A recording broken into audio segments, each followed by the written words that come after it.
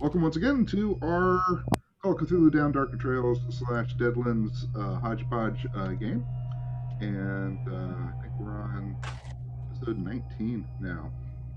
And the party is about as split up as one can split up a party. Um, we have Christopher. He's fine. I'll take care of him if he needs to go out. Christopher is out by I think it's because town I'm of ignoring Etna him. with one of the I'll old take care of him. miners and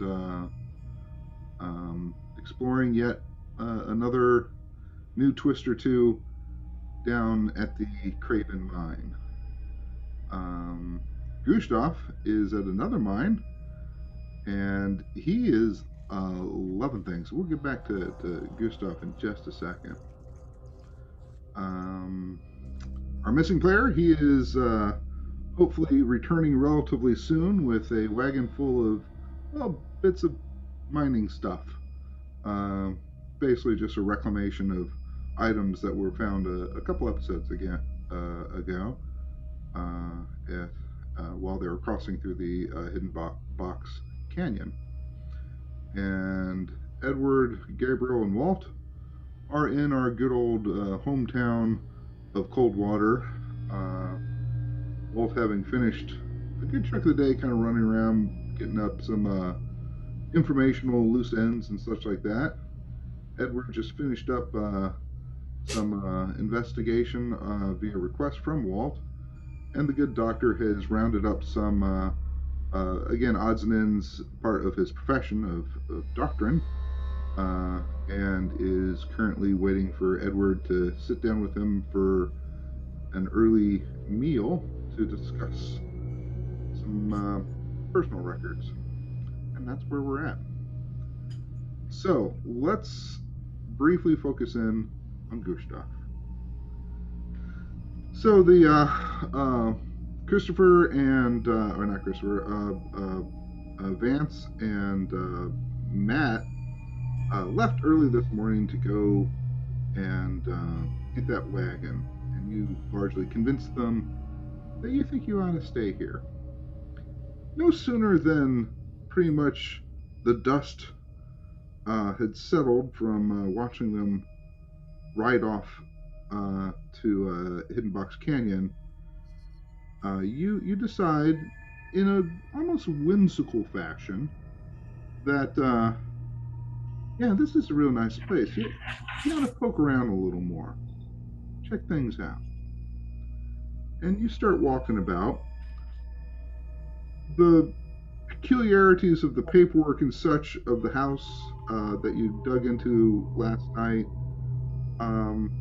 not concerning you too terribly much. A little bit in the back of the head, you're kind of going, yeah, that's weird. There's something hinky there, sure, but these guys don't seem to be masterminding any great whatever. You don't see, printed fake money anywhere or whatever. You don't see anything outrageously expensive that looks like they've swindled people or anything along those lines. And you can tell, at least from Matt's work, he works hard in the mine, so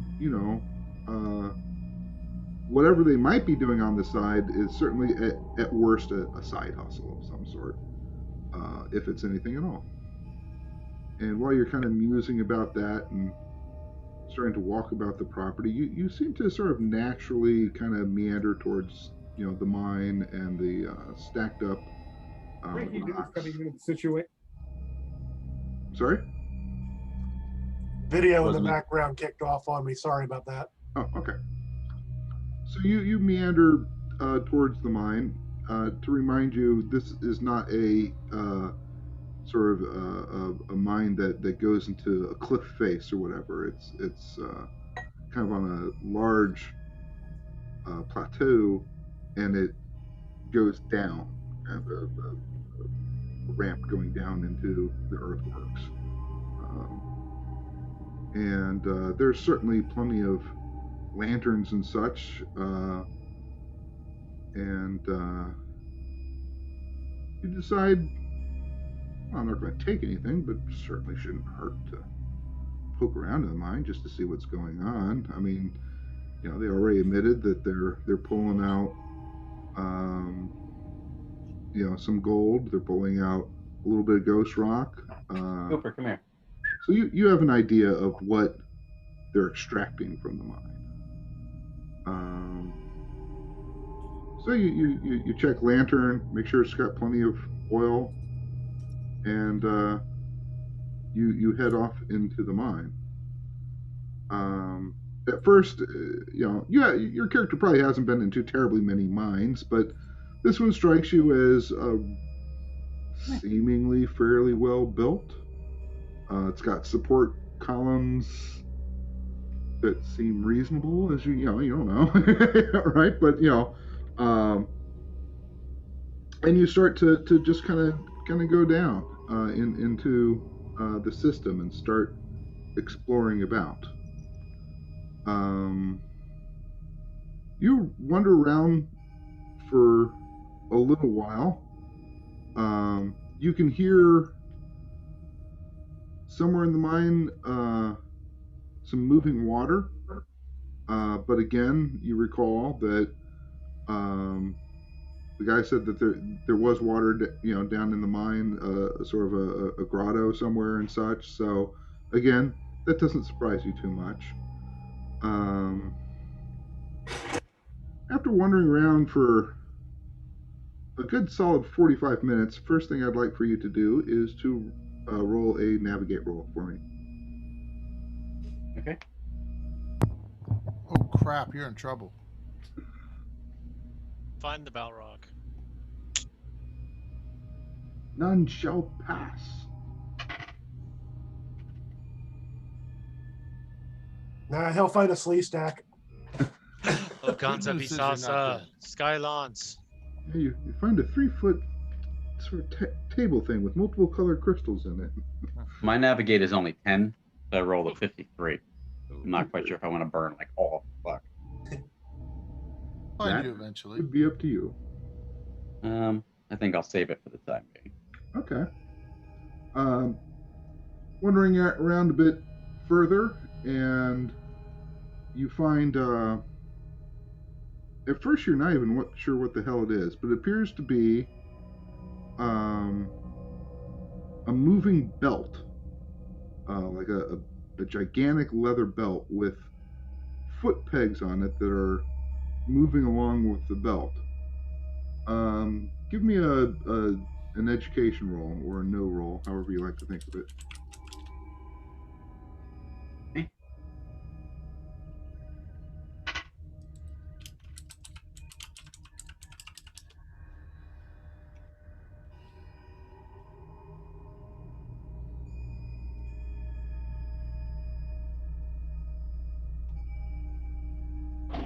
All right.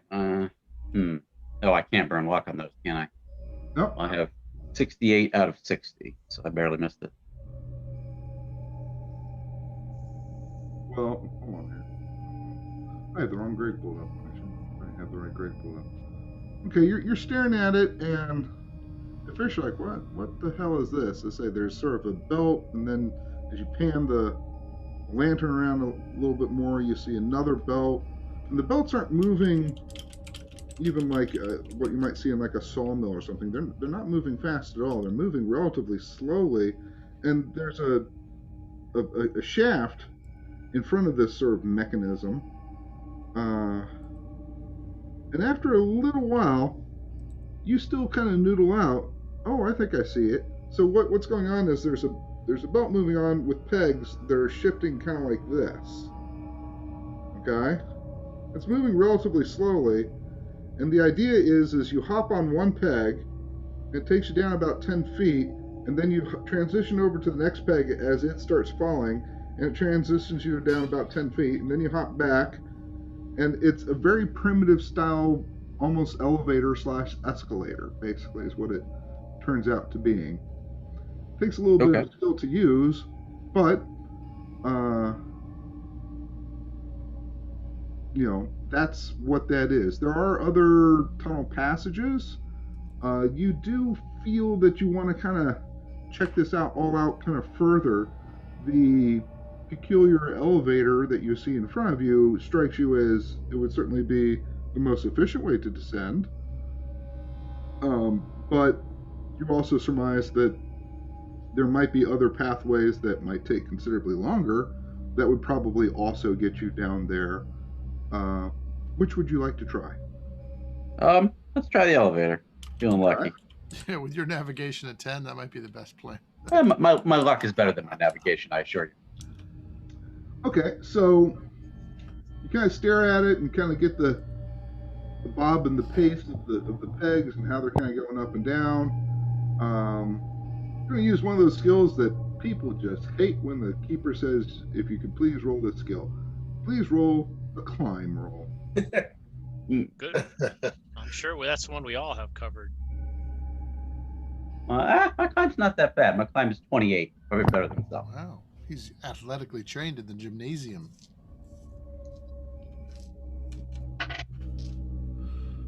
Third grade monkey bars champion. I rolled a 3.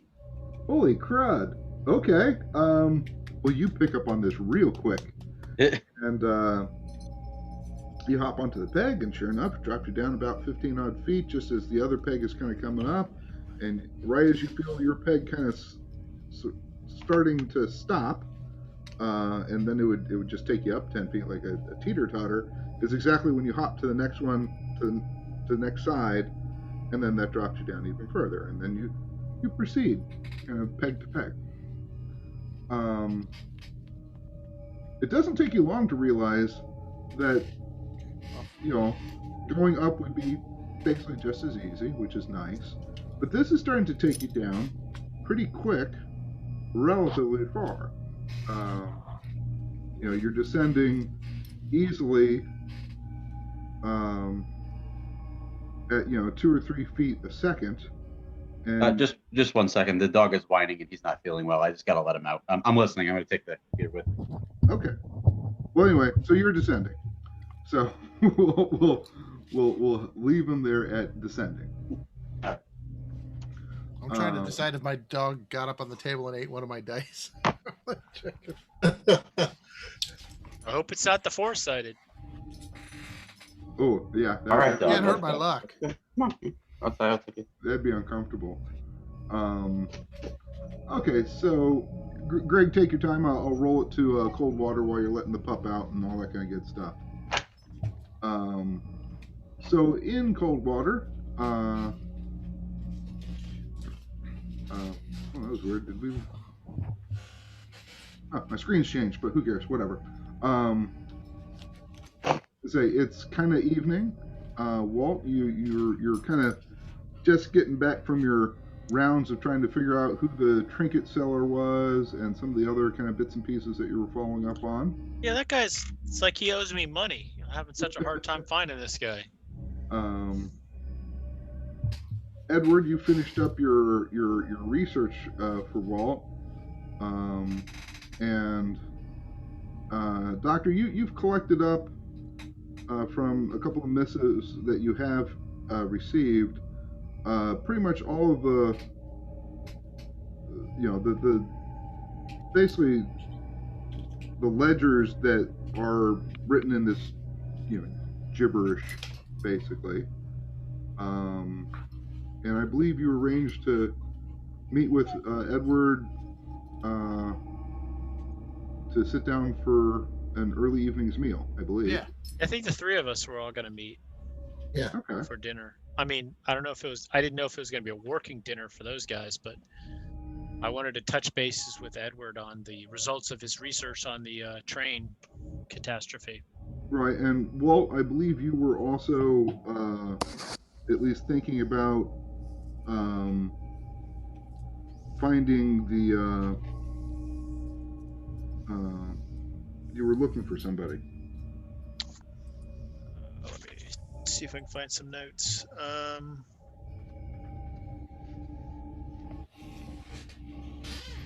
Mr. Travers. Yes, Mr. Travers. And I didn't know if you were taking a break from that or whether you were wanting to. Strauss. I'm trying to remember. Brandon Strauss was Steve's neighbor, and Travers. trying to recall, fresh my memory who Travers was. I have his name written down here. That doesn't really. Corey Travers. Okay, or Carrie. So whatever. I got that. Gary. Carrie Travers, but I don't have my notes what his connection was.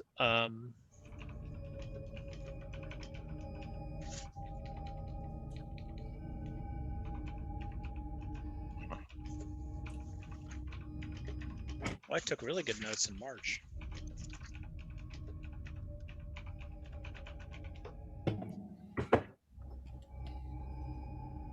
Dang, that's not even ringing a bell. Huh. Well, I know you got that name.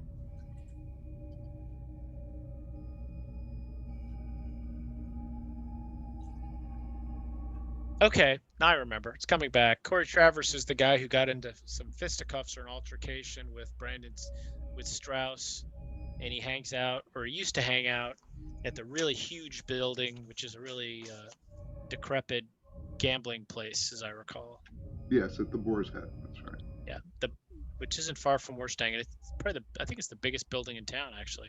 It's close to it, yeah, but calling it a full building would be maybe A little too generous. Yeah. So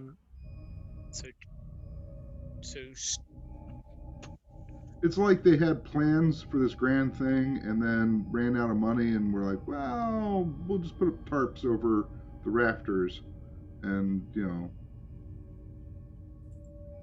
try to make some money being the bar to finish making the bar. Yeah, so he was the one who got fleeced out of money from Strauss, got into it with Strauss, but then Al Swearingen told them both to find another place to hang out. Right. And was Travers, since I'm remembering, was he the one who was the or was it Strauss who became the drunk, or was it Travers who became the town drunk? Or because we don't know where Strauss is. You got an indication from Billy at the bar that it's Travers that is the newest member of the town drunk club. Yeah, and there's apparently several members, and they have T-shirts.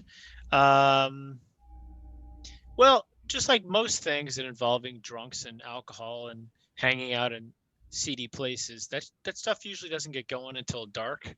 So I think it's safe to meet my my colleagues for dinner first, and then try to track them down. They're not even going probably till 8 or 9 p.m. Okay. Perhaps you all decide to dine maybe at the fancy place. Not at the Boar's Head. The fancy place also allows for a certain amount of privacy and discretion.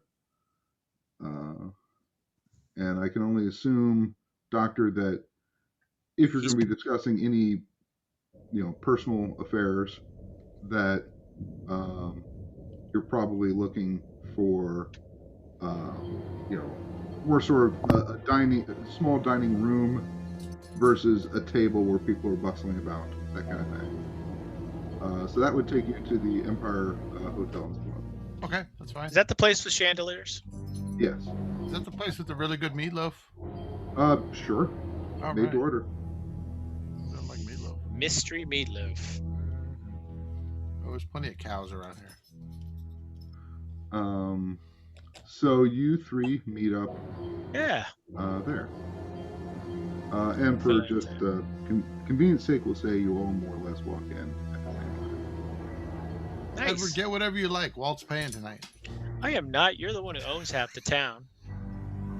I'm not in funds at the moment. Dr. Gabriel's holdings just get bigger and bigger and bigger every. Tell you what.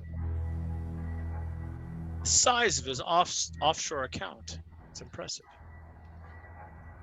Well, you all are relatively flush with gold right now.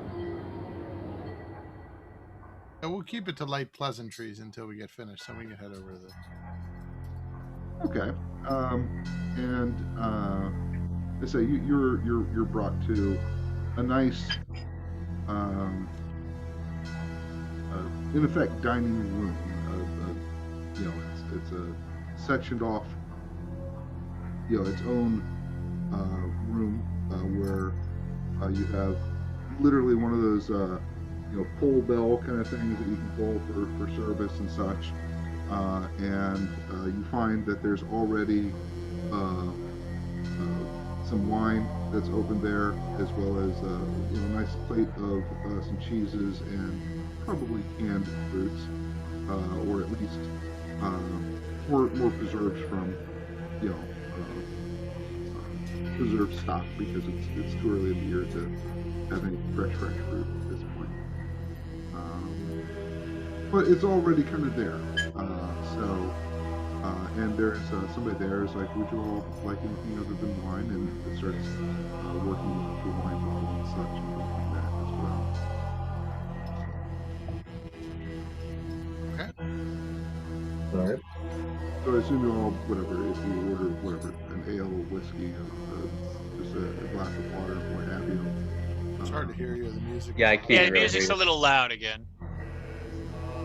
They I didn't like the change dining room, thing. but the creepy monks chanting, not my favorite. That's What the you whole guys? point. It's supposed to put you on That may be the edge. guy pooping from that ate the meatloaf before us. Okay, so as I Yeah. say, there's a waiter, a waiter in there, and he asks what you all like to drink while he's opening up a bottle of wine and decanting it through a cloth into a decanter. And I say there's a bit of a selection of cheeses and something that passes as crackers and some preserved fruits on a plate already. So pretty fancy dancy. All right. Well, crap. That means Walt's going to be mooching for me to pay for it.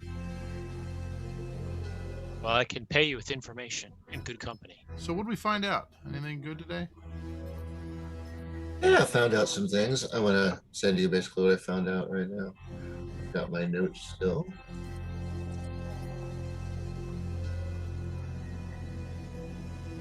Found out a lot about this train wreck.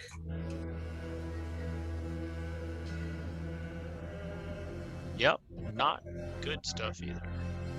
Not really. Pretty horrific.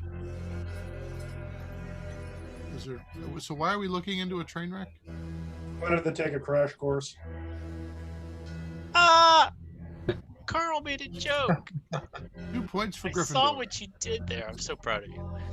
That was good. Well, because for one thing, it was a pretty horrific accident. For another thing, there's supposedly haunted issues, and the completely vanilla stick in the mud, absolutely boring station manager, when he talked about it, got a glazed look in his eye and just looked like something took hold of him. And I just thought that was a very interesting thing. And I thought the story got a lot of coverage, but remember, at the end of the day, I'm still a reporter, and a story about bringing up a horrific accident that that's good press. It's Don Henley would say 100 years later, it's interesting when people die. We need dirty laundry. Yeah, so I just shared that with you, Doctor, in detail. I've already shared it with our journalist. You still have your notes? Let's see if I do. I don't know. It's not necessarily secret knowledge, but it is somewhat lengthy. Well, you got to dig it up. It's not like. No, I don't think I copy and pasted it. No problem. I thought it would kind of keep a history of it, but oh well.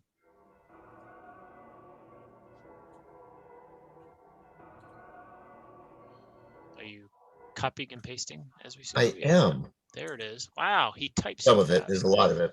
On November 1st, 1859, a day of heavy rain, 100 passengers, including Henry Choteau of the founding family of St. Louis. Well, I don't know if everyone needs to hear me read. But basically, as the train started over the bridge, the span between the East Bank and the first pier collapsed. The steam and 3 of the 4 cars fell to the wooden timbers, and others rolled down the embankment. So there were survivors. One of the engine cars didn't go. Oh, the engine tipped over, landed backward, landed on the first passenger car. So anyone who did survive the fall down the ravine when I'm the so locomotive lucky. flipped over on them. Okay, 73 killed, including this very wealthy, famous person, St. Louis citizens. Passengers on the train included many well-known people, including Mayor Washington King of St. Louis, who was injured.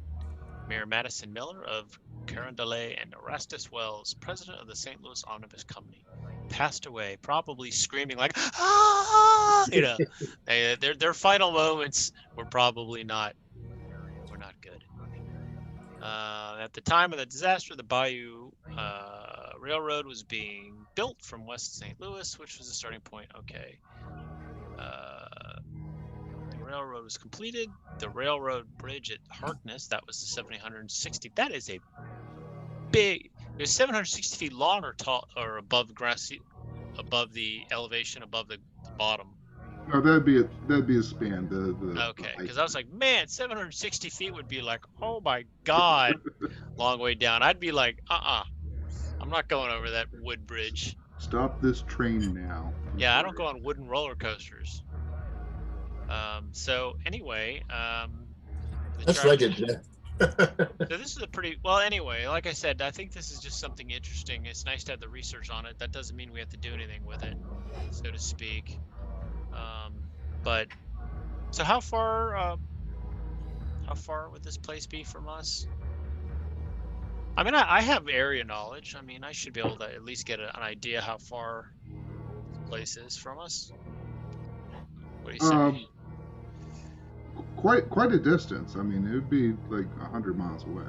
Okay.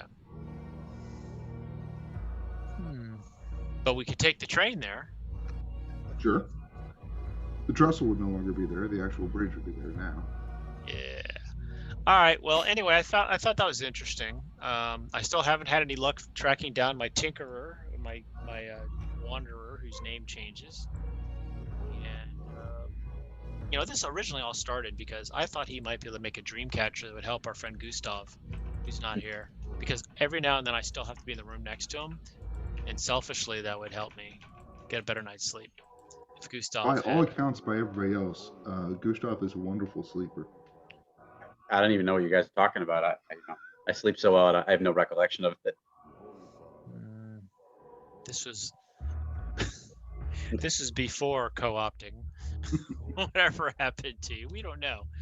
So anyway, so that's what I have. That's kind of what I have to report. We still have the stories of people who like to commune with the dead from our friendly neighborhood gravedigger, and we also, of course, had the Etch-a-Sketch communications that Dr. Trout has kinship with undead spirits who like to stay in touch. Although, as I was thinking about it, I was reading the notes of the message. It's good that the spirit called me doctor, because that means he respects my medical authority. So true. That's all. That's the only. That's that. I'm glad that was your take-home message from that whole interchange. So anyway, thank you for your notes, Edward. If you don't mind, if I'm going to borrow them, I'm going to write up an outline, or at least attempt to write up an outline of a story on this. Not that I'm going to necessarily do anything with it, but I kind of want to capture all these notes so I can develop this into a story if we decide to run it down. So before we go to bed, I kind of just would like to try to use my journalistic skills to set up notes for a future story. Sure, you can set notes, and maybe when you're in a bit bigger of a town, like if you're up in Dodge or something like that, you could even do like a family follow-up. Where are the families now that were affected by? And there's survivors too. That sort of thing. So. Where are they now? Yeah. Well, I mean, some of those families were big family. Were important families. Very prominent families. And by important, he means they had money and they were white. Correct. Voters, prominent citizens. Okay, so like I said, I don't want to monopolize the time here while we're enjoying our dinner. What did you do today? For Vance. I sent in your chat a couple things. If you could do that, that'd be wonderful. I will be right back, like 15 seconds. Okay, Gustav, we'll get back to you in a moment. Let's pop down to Etna real quick. Christopher, all the hard work that you did the night before is, as far as you know, as you wake up from the bed and breakfast, should be ready to basically, for lack of a better term, Blow the hell out of the mine. yeah, light the fuse and go kaboom. Yeah. So on the way up to the mine, I stopped by just to see if I can get to Mr. You think I mentioned his names and Mr. Elks. That is precisely what we're about to do, so that it doesn't come as a relatively large surprise, and let him spread the news around the town. And go up, unlock it, tell Bill, it's your show. Let's do it. All right, fair enough. Again, like many small towns, I mean, there are, to an extent, some separate houses to the businesses. It does appear as though Mr. Elks and wife, their home is part of their establishment. At least I think, yes, that's correct. But you, I assume you first have your breakfast at. Oh yeah. Yeah. And again, pleasant enough breakfast, etc., etc. And you head over to the general store, and perhaps a little bleary-eyed. Mr. Elks, though, is there filling up small sacks with flour from a big barrel. And he looks up. Oh, Mr. Barnett. Good morning to you. Good morning. Looks like you had a bit of a rough night. Oh, just a long one. Oh, sorry to hear. I just wanted to let you know that my compatriot Bill. Did I ever get, as an aside, Bill's last name? That's a good question. Let's take a look. Let's see if we got Bill's last name here. Yeah. Oh, yeah. Of course, his last name is Graves. No. Mr. Graves and I spent most of yesterday prepping the mine to collapse the front. We're going to head up this morning and finish the job, and we will call that done. Just wanted to let you know, so that's no surprise when you hear pretty loud explosions about to happen. So you got yourself an assayer then? That's Mr. Graves right here. All right, and Mr. Graves just sort of standing behind you. You know, he's and he kind of extends his hand. Call me Bill, or old Bill, whatever you like. And Mr. Elks says, I prefer Mr. Elks more than anything else. That's what most people. A lot of people just call me Elks. He goes, actually, does Mr. Elks, or sorry, does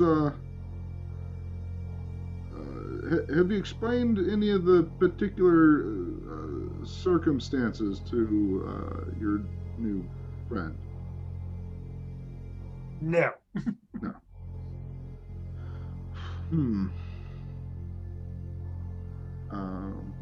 And Mr. Graves kind of looks at him. I get the hint. I'm gonna go take a walk and do a little chew. I'll be right back in a bit here. And he kind of turns around, and pulls a little bit of chicksaw out of his pocket and starts chewing on that and walks out. Mr. Elks goes, so I've done a little more examining, and I think you're absolutely right the Craven mine should be sealed in a more permanent fashion. Absolutely.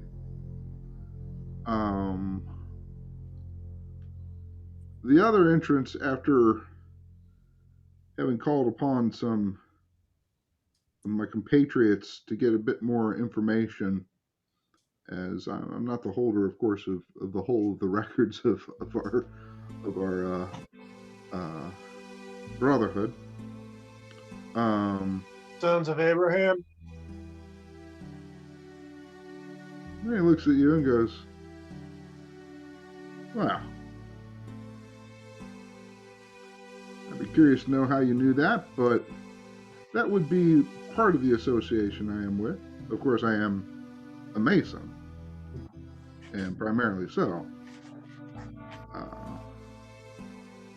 I'll tell you this, my compatriot recognized some of the signs on the pillar near the back where we saw your horse last night, and he mentioned that. I'll leave you to your business. It is something that I do not need to know, but It would be appropriate to suggest that, well, let's just say, full members of the Sons of Abraham put up that workings.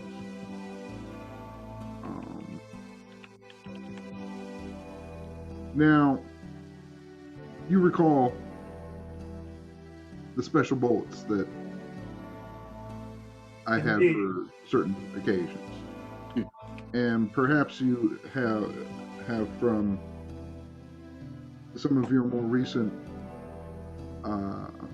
looking into things, have hopefully accepted that there are things beyond the typical veil of what the normal person sees. Mr. Elks, I have seen things that have no explanation in this world. To give you some insight, I was at Gettysburg when I saw men who had been shot, split by shell, rise up as nothing had happened. It still shocks me to my core this day. Well, are you under any time constraint particular on blowing the face of this mine? Could it wait a few hours? I don't see why not. Do you think your newly acquired friend could wait while we take perhaps one last sojourn up to the Graven Mine? I believe he's amenable. Okay. I'll come back and get my horse, and I'll meet you up at the end of town when you are ready to depart. And he steps up the back after calling for his wife to come down and watch the dance. I will go out. I will talk to Bill. Mention I've got some unexpected business that just came up. Oh, Bill goes, it's your dollar. It's another That's day. what I thought. $10. I will meet you back in the town when my business is done. All right. I see a saloon over there. I think I'll spend a bit of time. So he goes sauntering. I'll give him a couple of bucks. Here, have a few on me. All right, fair enough. And you do see a little cloud of dust at the end of the town where Elks has prepped his horse. Yep. I will obviously grab mine, ride up and meet him. Okay. And in the interest of time, we'll say that you get up to the mine quickly and efficiently. And he pretty much ignores the wooden closure part and heads straight to The back. side of it. Yeah. It's kind of where I expected to be. We'd be headed.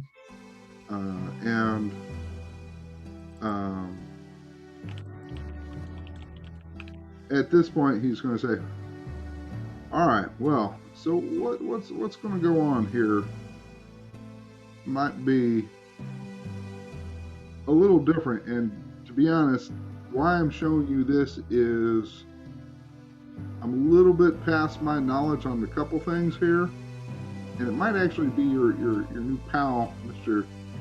Graves, that will be able to help us out the most, but I'm in no position to determine his demeanor on this sort of thing, and so I'm going to let that call be up to you.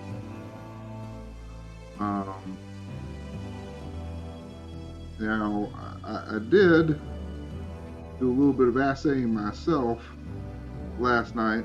Dug down a little bit, and I gotta admit, I got myself, and he pulls out a little bag, and you can see a couple little shards of the ghost rock. He said, to be honest, I just went to that conical thing, moved some rock until I got that layer and chiseled off some pieces. Now, when I tapped on it, I didn't hear any big boom, boom, booms from inside the mine. But I needed the pieces. And hopefully you'll understand here in a moment why I needed these pieces. Not to get too personal, but I'm going to need to hold your hand. Whip, hold out my hand. All right. And he extends his hand as though, like a handshake kind of thing, and starts walking you straight towards the face of the mine.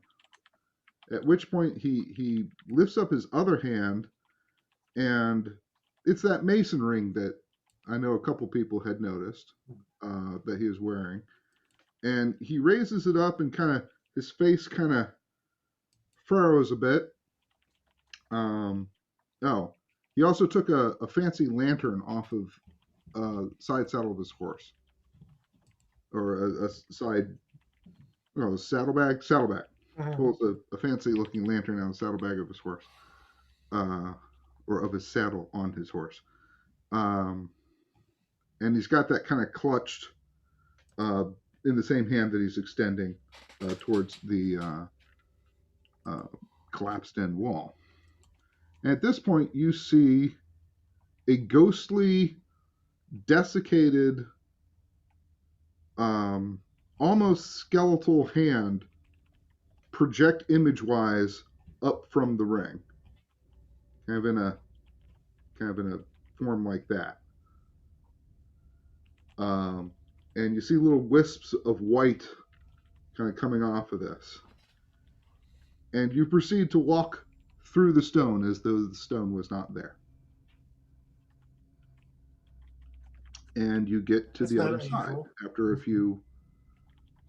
what feels like after a few steps. You're not really sure how far you've stepped, because as you saw your foot literally disappear into the rubble, and then your torso, and then your head, you kind of hold your breath a little bit just naturally, and it's just pure pitch black, just no sound. The only thing you see is a fuzzy blue light where roughly Mr. Elk's hand was extended.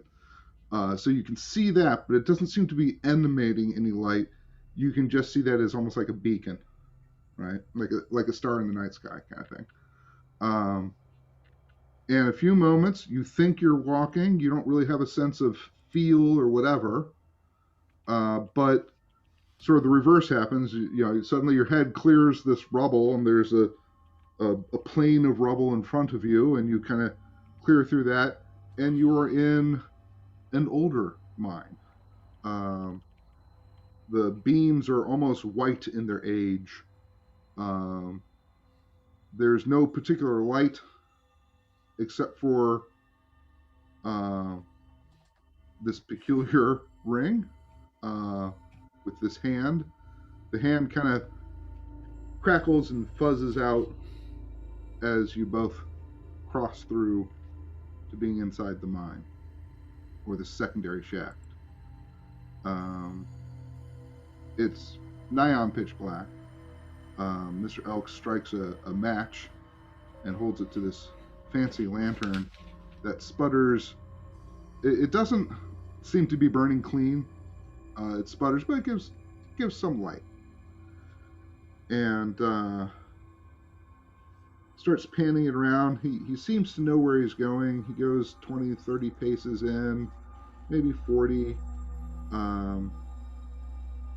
Takes one turn to the left, and not much further.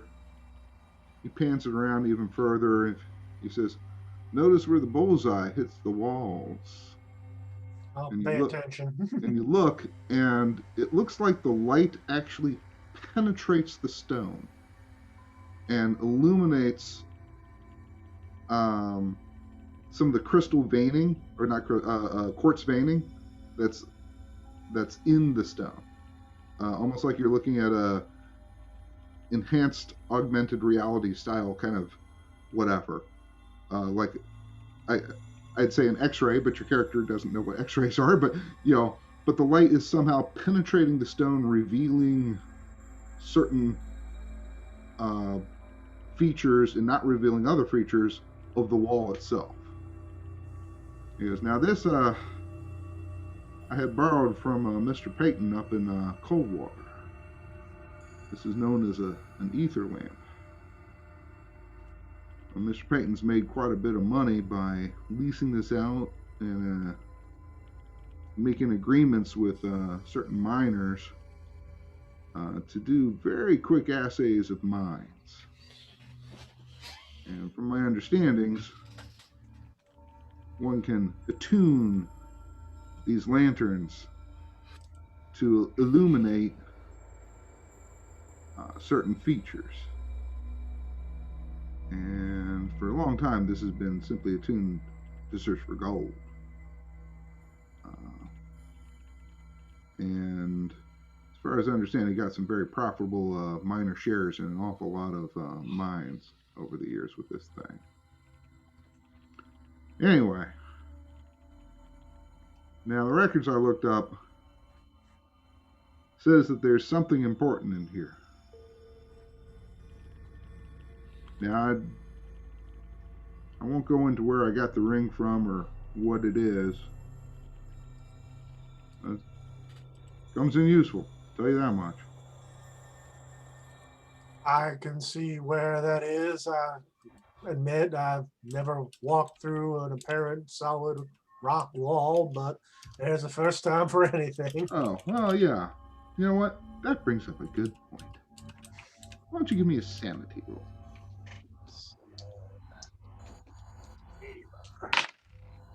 Yeah, make it easily. Excellent. Now I want you to roll a percentage, and I'm going to tell you what you're gunning for as far as the percentage number goes. It'll be up to you whether you want to actually get to that percentage or not, depending on your roll. You want to make 5% or under.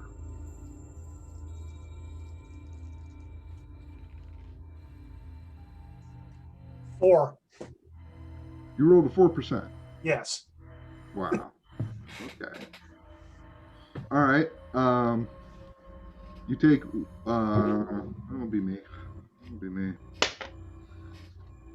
You lose 4 sanity, but you have now gained the skill arcanic knowledge. Or arcane knowledge, if you will. That would be an add-in skill.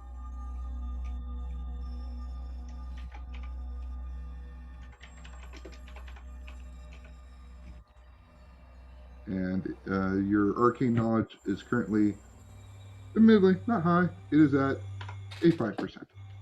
5%, you said? 5%.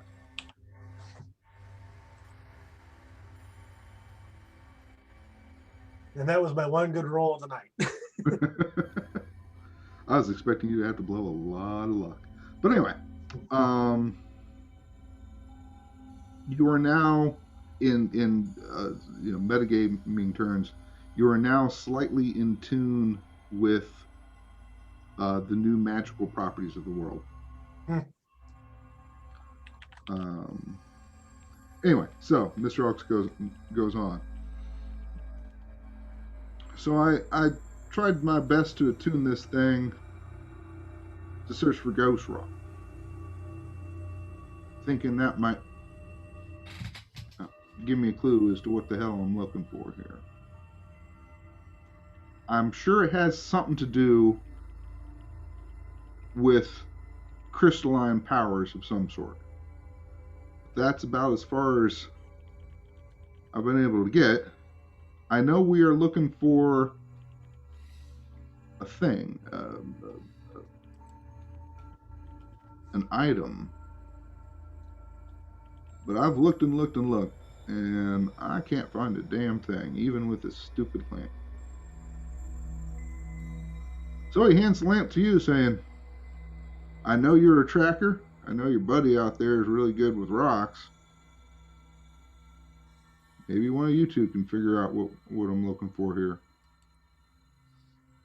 I'll take the lamp. All right. We're looking for an object. Yep. Walls haven't revealed much. What about the floor? Have you looked at that? Used that there? Maybe not as hard as I should have been looking. Yeah. So, what is it? Just like a single chamber, or No, it's a branching mine. It was clearly once being used as a mine. Again, done the hard way. A lot of hand chipping. And you can see tool debris, mostly a lot of handles. When the miner breaks a handle, they just leave it there. But no tracks or anything. That was a little bit probably a quote unquote newer invention versus this mine.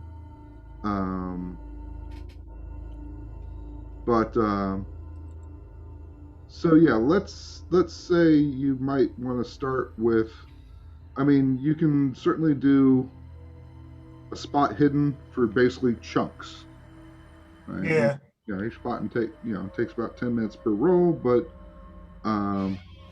let's say there are basically 4 areas to, relatively speaking, search, which would be closest, sort of middle, ladder middle, and furthest away. Yeah. And you tell me where you want to. We'll start at the furthest away. Okay, and go ahead and roll your spot hidden. No, glad that went up. A success, just a regular one. Okay, yeah, because you have a very solid spot hidden. Okay, even using the lamp, supposedly this thing's whatever attuned to ghost rock. Even if that's what you're looking for, which you're not even sure if it is.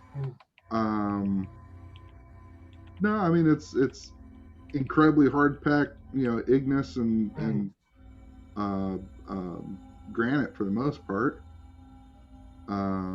I guess since you went all the way back, maybe the next one would be sort of further back. Yeah, basically working my way backwards. Working my way backwards? Okay, fair enough. Okay, roll a spot hidden there.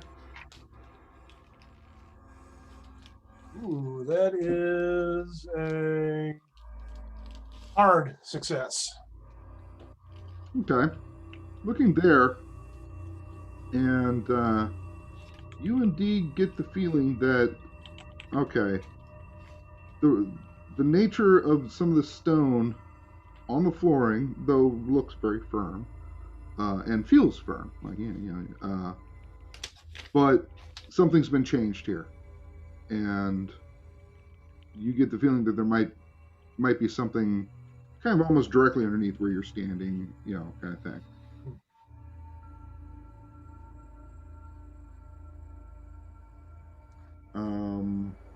I'll point that out to Mr. Elks. Going, something's different here. Right. See where it looks like it might be a little softer. It's a little different than what further back where we first looked. Okay, he looks. You can already tell in his eyes he's not seeing what you're seeing.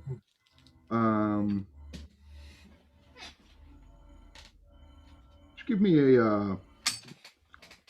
a natural world. Oh, this will be fun. 10%. Excellent. Good fodder for improvement. Yeah, that would be a 61, and I'm not burning that much left to get it down to a favorable area. Okay. You get the feeling with the level of success you had in your spot hidden that. Give me a trap roll.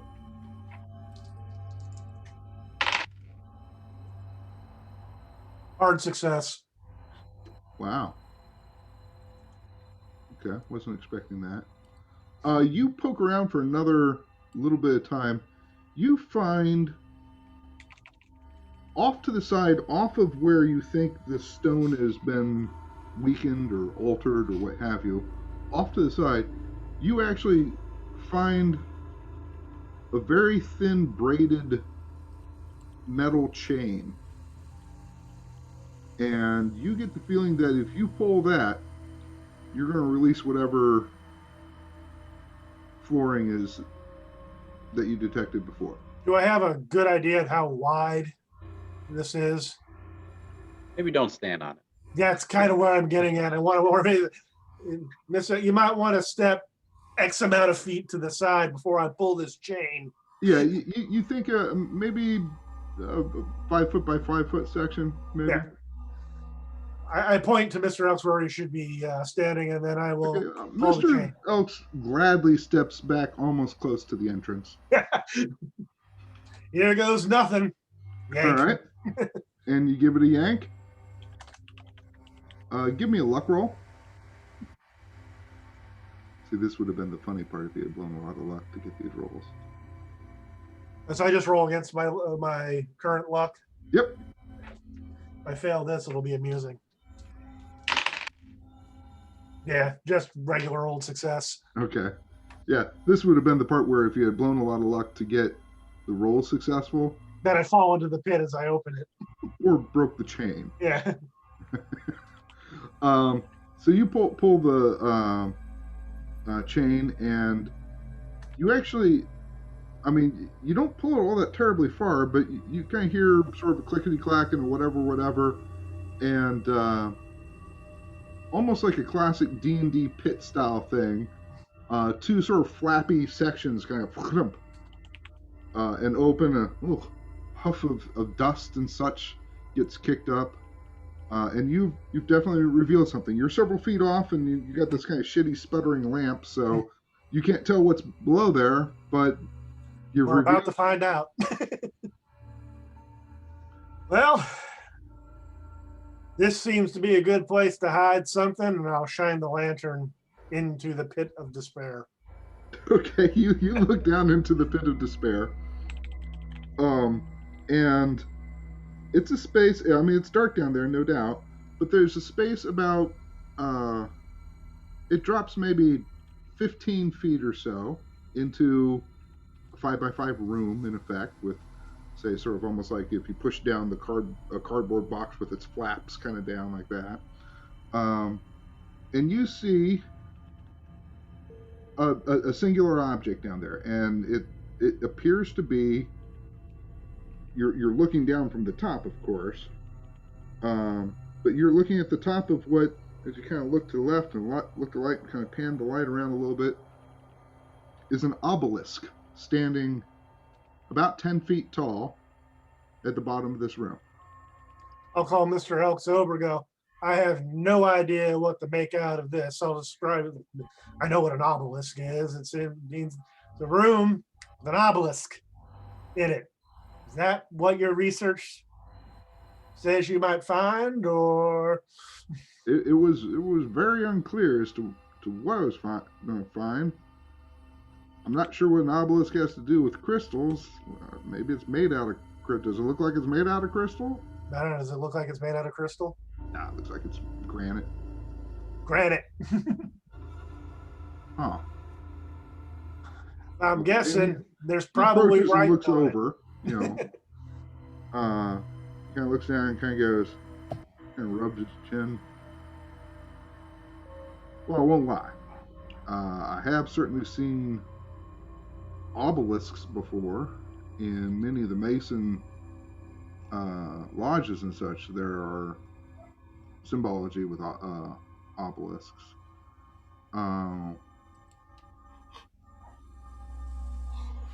Buried like this, I can't think of a reason why.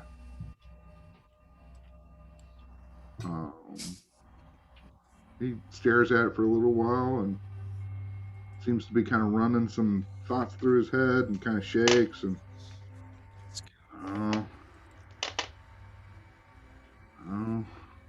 he's like, I don't know what the hell it is.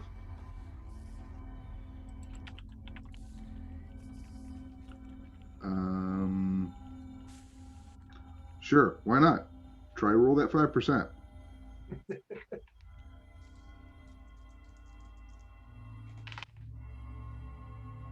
Ooh, 22. Ooh. Do it. Do it. Do it. The voice echoes the hallway. Yes, Do it. says the voice in the back of your mind. Do it. And I've got a good chunk of luck. Sure. Well, you know you want to. The What's question the is, worst will thing that can happen? you? Happen. You'll be fine. Fine. Yeah, I'll burn the 17 luck. Oh shit. Okay. You burn the luck, bring it down to 5. In order to get any true information, though, you are feeling that you're going to need to kind of drop down there and take a look at it, as opposed to, because right now, really, all you're seeing is this sort of pointy top of a stone and some light shading on the side. You do see what seems to be a little bit of relief of some sort of carvings on the side, but that's about all you can get from this vantage point. I don't suppose you brought any rope in here with you. No, but he looks down and says, "You're wearing a belt. I'm wearing a belt." Oh, I just. So he pulls his belt off his trousers. I assume you do the same. He Yeah. makes a little lasso for a foothold on, or a handhold for one end with the belt buckle, and kind of braces himself as best he can. Says, "All right, I'll help you down. And I'll help you out." God's willing, we won't have any problem with this. Throw me the whip. Throw me All the right, idol. give me a climb roll with advantage. The good thing is I actually have a semi-decent climb roll. Yeah. Oh, just a quick clarification question. When you use luck, does that count as a success roll or not for marking use of a skill? If you're using luck to make a skill go from no to yes, it is a success, but is considered as a training success. Training. I'll make a note of that. Climb. Ooh, dead on 40. Okay, cool. Excellent. Okay, you get down.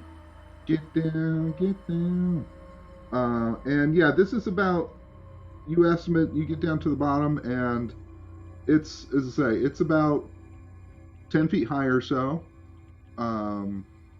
It is a classic tapered obelisk, so the base of the primary part of the thing is thicker than where it is at the top. Give me a no roll, please.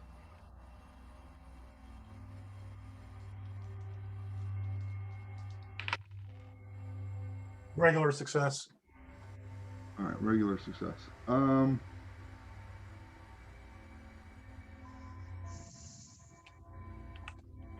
Something catches the back of your mind. You're not really sure what it is. Remind me of a hunch, perhaps when you're in a more calm setting, perhaps when you're back to cold water or something along those lines. So I'm going to pin that on you to remember to. This is why I type everything down. To follow up your hunch. So first thing you notice about this thing is there is something carved into it insofar as words. Do you speak Latin? I speak 2 languages, English and bad English. Fair enough. You know how to write, though, yes? Yes. So you could probably at least, mark down the words. You're not 100% what it is. It says, without trying to make it sound all Latin-y, sit moen murit. Can you repeat that, please? I will ping it to you. That'd be even better.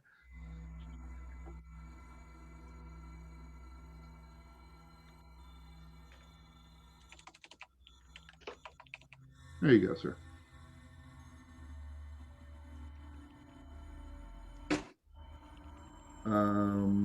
Oops, I just closed the window I needed open. Darn it. There we go. You also notice at the base of the obelisk is there, and then there's almost like a little fancy base that it's on that Like a widens plinth? out a bit further. Kind of like how like a lot of like old columns, they're all Yeah. fluted and stuff, and then at the bottom it has a real simplistic base to it kind of dealio, right?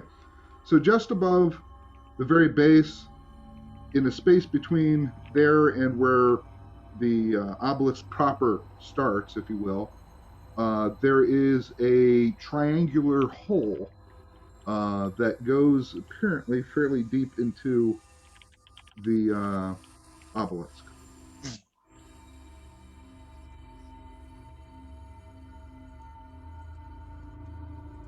Anything else of note? No, everything else pretty. So, Mr. Ox kind of. So, what'd you find? well, there's a phrase written on here that I don't understand. I'll write it down and see if you can make a sense. But at the base, there's this triangular hole. Did you stick your And hand I'm in not foolish enough to put my hand in it. Or are you? Roll for intelligence. That 5% that you flagged, right? Mhm. That 5% bit of knowledge is actually suggesting that you put a bit of ghost rock in that hole by hand. You got a little bit of. How much ghost rock do you still have? Couple slivers, not much. Can you Wasted give me a most of it sliver? trying to attune this stupid lamp. Can you pass me down a sliver? Yeah, drop you down the little bag, and you can kind of see him, and he just kind of like that, and Catch it. sure. I will take a sliver out and go where my instinct tells me to do. Okay. Did you happen to tell Mr. Oakes what the writing was on it? Yeah, the phrase is sit, no man, murray it. Could you spell that for me? SIT Yeah, sure. All right. Yeah. NOMEN All right. MERUIT. Well, that's some Latin there.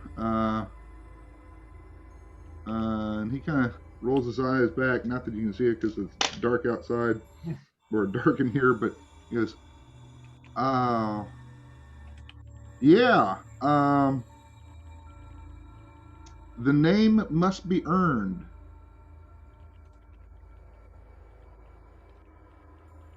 That don't make no sense. Lastly, you also notice, before you go sticking your hand in anything, I should probably give you all the little bits and pieces, right?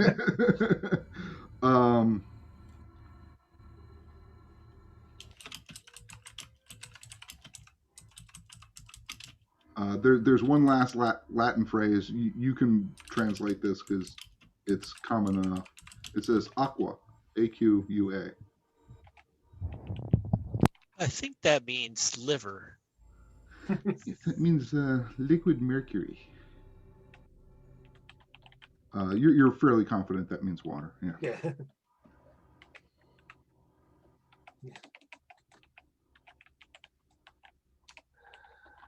So my instinct is telling me to put my hand in with a sliver of ghost rock. Pretty much. I have one word for you: tongs. Let me say, to do whatever this thing does, you would need to do that. Would probably be the better way to phrase that. Now, if you don't want it to do whatever it's supposed to do right now, then don't put your hand in there with ghost rock.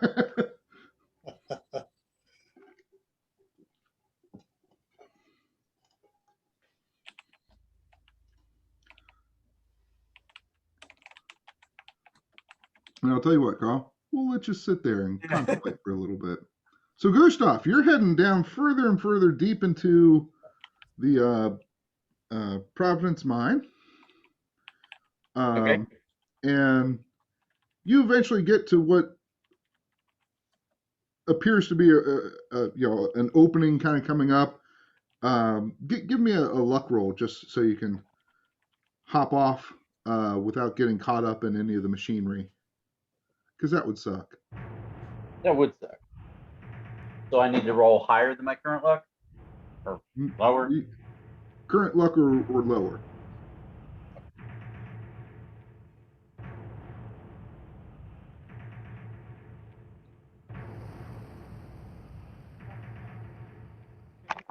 I think it did it.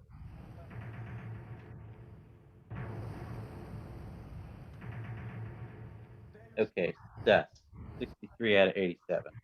Okay, good. All right, so you get off, and you actually feel kind of a strange sort of sense of accomplishment of mastering this peculiar method Of not being mangled.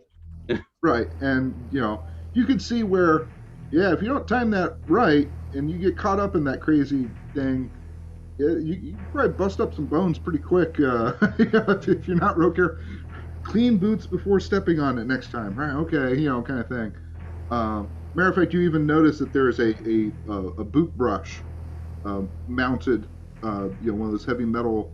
I don't know if you know what a boot brush is, but yeah, like a boot scraper. Yeah, and you're now. It's much colder down here. Not particularly surprising, but it's also kind of humid. It's kind of that damp, cold, dampy kind of, almost like if you were in a northern marsh or something. It's clammy, I think is the word I'm looking for. Somewhat unpleasant, and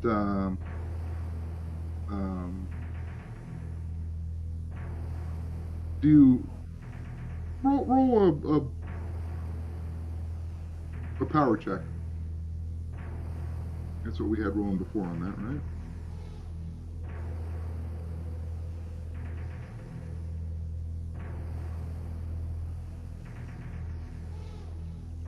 Just keep those dice near you. I have to roll it where I'm sitting.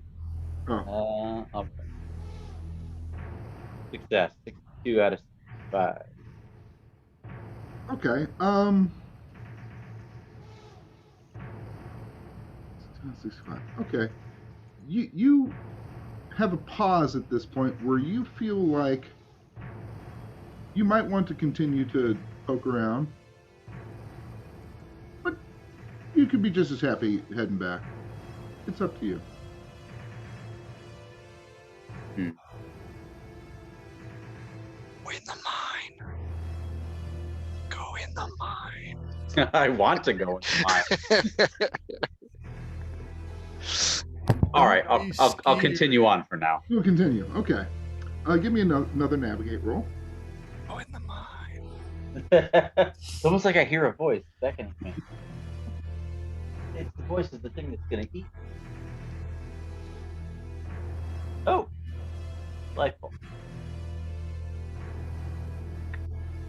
Okay, I got a 9. Success. Oh, all right. That's a success for you. It is. So you start down here, strangely enough, perhaps not too strangely, because of your newfound affinity for the area. You kind of start getting almost the mental process of perhaps what these two fellows were doing insofar as how they lay out their minds and that kind of thing. And you also kind of notice, well, perhaps the path that looks more traveled is the path you want to take, as opposed to the paths least traveled. But then again, maybe least traveled is better. And you kind of contemplate, but you start walking around some more, just kind of poking around. You slosh your lantern. Sounds like you got plenty of oil in there. And you first go down the sort of well-trodden sections, and it's just kind of more mine. You're kind of like, okay, whatever. You find the place that grades upward, where okay, that's probably when you're not taking the fast methodology of going up and down. You probably go that way, and there's probably a million switchbacks and whatevers. But okay, that's the way there. And then yeah, as you're there, kind of contemplating and such, you hear again that water noise. But it's very sort of echoey and almost pleasant sounding. And so you kind of track off that direction. You go down near where the sort of switch elevator thingamabobber was, and head down one of the more apparently least traveled um, passageways. And it kind of winds and turns, and you gradually notice that it turns from less of a mine to more of a cavern or a tunnel. So at some point in time, you get the impression that the mine broke through into a tunnel. So the walking gets a little bit more awkward, but instead of everything being kind of squared off or semi-squared off, it's more sort of round and much more sort of natural feeling as you're going further in. So it doesn't look carved. Yeah, it doesn't look carved anymore. It looks like again a natural fissure that you're walking in, and a few more switchbacks and such later, and boom, you find yourself in a cavern. Which I don't know if your character's ever been in a cavern before, and if not, first time in a cavern is kind of a mentally stunning thing when you step into a fairly large one. It's even small ones are fairly impressive sights. Just did one of those for the first time back in January. Oh yeah. Yeah. It's pretty cool. And it's old enough where it has not gargantuan stalactites and stalagmites, but 2 or 3 foot ones, which represent several hundred years of growth. You notice a lot of the close ones have been snapped off. It looks like the miners occasionally come in here and snap one off because, in effect, stalactites and stalagmites are sort of distilled minerals that can be very useful. And if you don't care about the wonder of nature and such, it's like, hey, check it out. Mother Nature concentrated a bunch of useful minerals for me right here. Yay! And you take it. Carry it around your pocket and lick it. Oh yeah, lithium. Nature's multivitamin. You start kind of meandering about, and you eventually find. And it doesn't take long because you almost follow your nose and follow your ears, and you come across a grotto. So a grotto being basically an underground lake within a cavern. The water looks. It's got some greens and some red. This is not water to drink by any stretch of the imagination. This would be worse than Walt's or than Mark's water at Dagger here. This is intelligence roll. This is not good water unless you like distilled it or something. I was really thirsty. So. And you find a relatively lashed up hodgepodge, not very well constructed, but I guess it might work. A little bit of a skiff, a little sort of raft with a long pole. So not so much a boat, but a bit of a raft with a pole.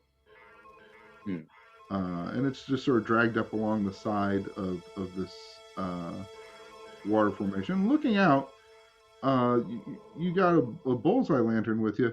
You can just make out the other end. It doesn't look like this is some sort of vast ocean of water here. This is just, this is a 150-foot long little pond almost, really more than a lake. I don't know the answer to this. Can Gustav swim at all? I don't know. You got a 20%. It's on your character sheet. I don't know how much I like that. Most people By the way, just don't for the invest record, too please much don't in laugh. swim. Go into the water. Just go into the water. Worst thing that can happen. Be Do you one go with into the water? Do you hop on the skiff and push by, or you're like, that's just enough?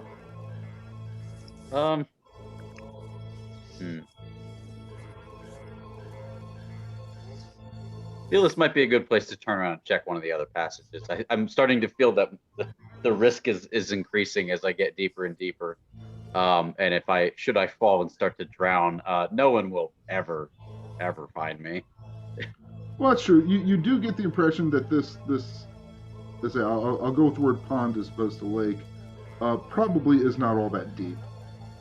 There might be a fissure or two. Like if you were trying to walk across it, you might find yourself kind of kind of thing. But for the most part, I mean, you don't see any like ripples of waves or anything like that. Even sort of mild waves in the water. It's very placid and calm. So it's not like I'm going to stick my hand in the water. What kind of temperature is it? Is the water? Yeah. Almost 58 degrees. Okay. I'm trying to judge if there is like a fissure where there's like volcanic activity and like, oh, this is actually a hot spring, and if you fall in it, it's acid and you die. No, nothing like that. You don't see anything outside of probably some algae living in it, and snakehead fish. Damn those snakehead fish. All right, let's give it a go. Okay. You start going across the lake. Back in Coldwater, enjoying the meal. Of course, you're gonna do me like that. Well, hold on. Let's. Actually, we're sort of time traveling to catch up with Vance, because Vance, you had gotten to the next morning, starting to bring back or you got to the evening and starting to bring back the wagon. With the other gentleman. With Matt, yeah. So I'm trying to catch Gustav up to you. Okay. So we're almost there, and what's happening in Coldwater is we're almost 1-to-1 time with you as well. So we're almost there. You just gotten time wise, you've gotten a little bit ahead of everybody else. Yeah. So in Coldwater, pre-meal has been enjoyed. A certain amount of privacy has been established. What would you three like to talk about? So we caught up on the train. Did we find it? Edward, were you able to find anything else about the properties? Or you don't have time? Edward, you didn't really have much time to look at that. No worries. I mean, you did some cursory stuff, and you didn't find anything that was unseeming, but insofar as heavy dates and records, nothing stood out outside of standard deeds and such like that. We did find out. Found out from the medical records that there was a family, that Mr. Strauss had a family, a wife, and some children. 3 children, right? 3 children. They were they would come into the doctor periodically. The only person who never went into the doctors, or I have no records of him being in the doctors, was Mr. Strauss. That could just be he was lucky. But the last medical visit was 2 years ago? 2 years ago, that's correct. And I was supposed to go to the places. So we know. Well, was it you, Walt, that was going to go talk to the people he gambled with? Yeah, I was going to do that at night. When the bar scene really kicked it into high gear. So we don't have that information yet. Edward, there's some things my uncle left me. Have some ciphers that I wanted to see if you could help me with. Absolutely. I think the key is the Constitution or the Declaration of Independence. I think as a potential cipher. That's why I asked you for those books. Okay, I can certainly help. So maybe if you've got time after dinner, or Sure. if you want to accompany Walt when he does his gambly interviewing. There's something else I missed. I've got some other whether things. you want to mention any further the item in the hat box, which right now is just a trinket to you. You're not really sure what the hell that is. Well, I mean, you know functionally what it is, but whether it serves anything other than what it apparently serves, you got nothing on that. So I'm blanking. The thing in the hat box that you're talking about, that's not the lantern. That's something else. That's not the hand lantern. That is the shadow lamp. Oh, well, we can play with it when we get back. But obviously, I'd appreciate both of you, since it's family property. I'd appreciate Walt not on this getting in any newspapers or anything like that. Can I quote you on that? Do you show Dr. Gabriel? Do you show Edward any of the initial sort of gibberish stuff? This is for the doctor? No, from your uncle.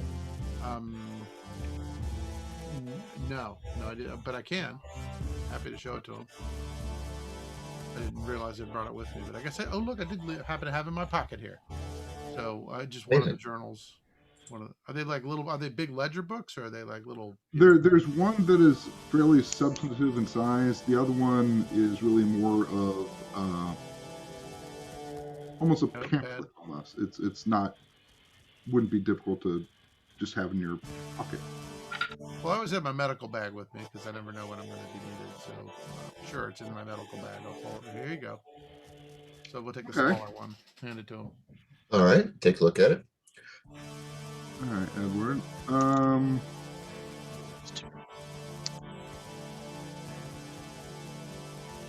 One second here.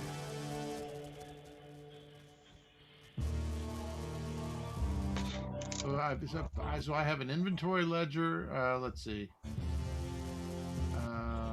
You will find an inventory ledger as well as an additional journal with instructions. Are those the things that I have? Yeah. Okay. So this is probably the journal with instructions. Yeah, that's correct. And looking at this journal, it appears to be a pretty, what you'd consider a pretty basic cipher for you.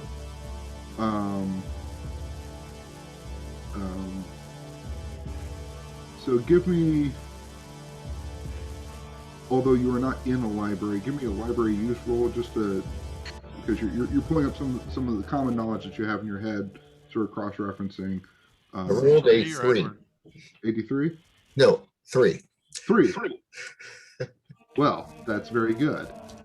As you could tell, did your uncle have a stutter? I can tell by his handwriting. And you could see he had a stammer as he wrote. Really? And a palsy in one of his hands. It's actually quite good. We didn't give you a ciphering skill, did we? No. Mathematics? There's no mathematics. Language? Like a very hard roll on language or something, or a hard roll on language? Yeah. I would think that the ciphering would perhaps be its own. Skill. Yeah, literally its own skill. So I'm just going to roll a percentage, and you're just going to get what I roll. Edward, you have a 61 in ciphering. Okay. Which doesn't suck. Wouldn't that be cryptography? Basically, it's an early form of it, yeah. So go ahead and roll your cipher. Okay. Just a moment. Cipher.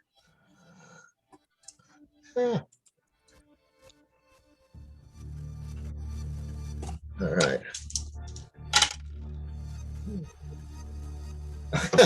I rolled a 7. Okay. You just almost off the top of your head, you're like, oh well, this one's pretty easy. This is based off of a simple one-to-one transfer of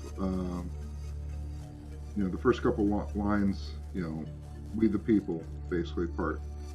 Way to go, Dr. Turing. Simple for you to kind of look back and forth, blah blah blah, back and forth, and basically you get without taking down notes, you're kind of hand reading it, as it were, right? Sight reading it, Sure. which is a little more difficult than doing, but you don't want to take 2 hours of everybody's time while you're doing this. But yeah, what you got is a reference book that is first of all states that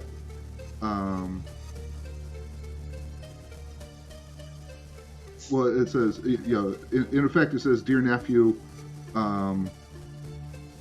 the first item that you're receiving will depend on your discretion as to you and whoever else you want to enlighten in the ways of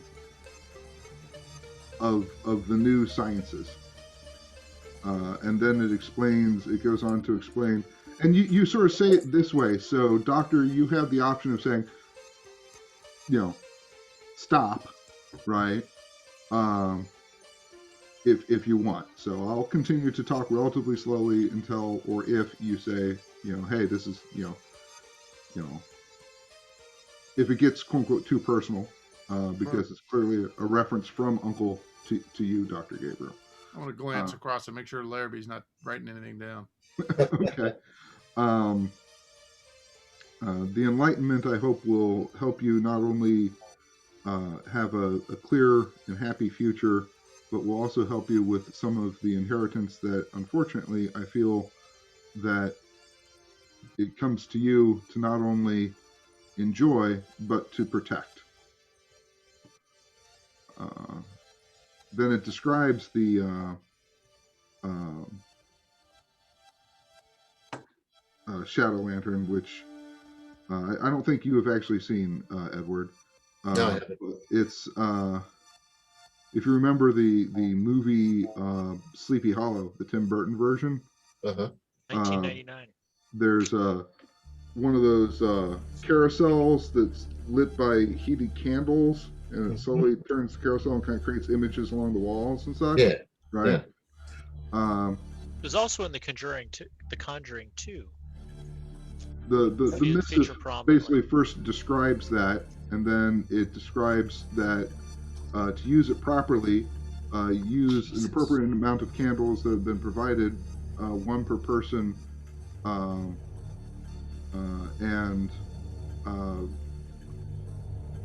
after the sun has gone down, choose a room that's quiet and light the candles and, in effect, enjoy the show. And that was considered a form of entertainment back then. That was kind of neat back then. The phrase you're looking for is a zoetrope. Yeah, a zoetrope. Yeah. But this does reference it not only as a zoetrope, but it references it as a shadow lantern, as a capital S, capital L, right? As in that's the title of a thing.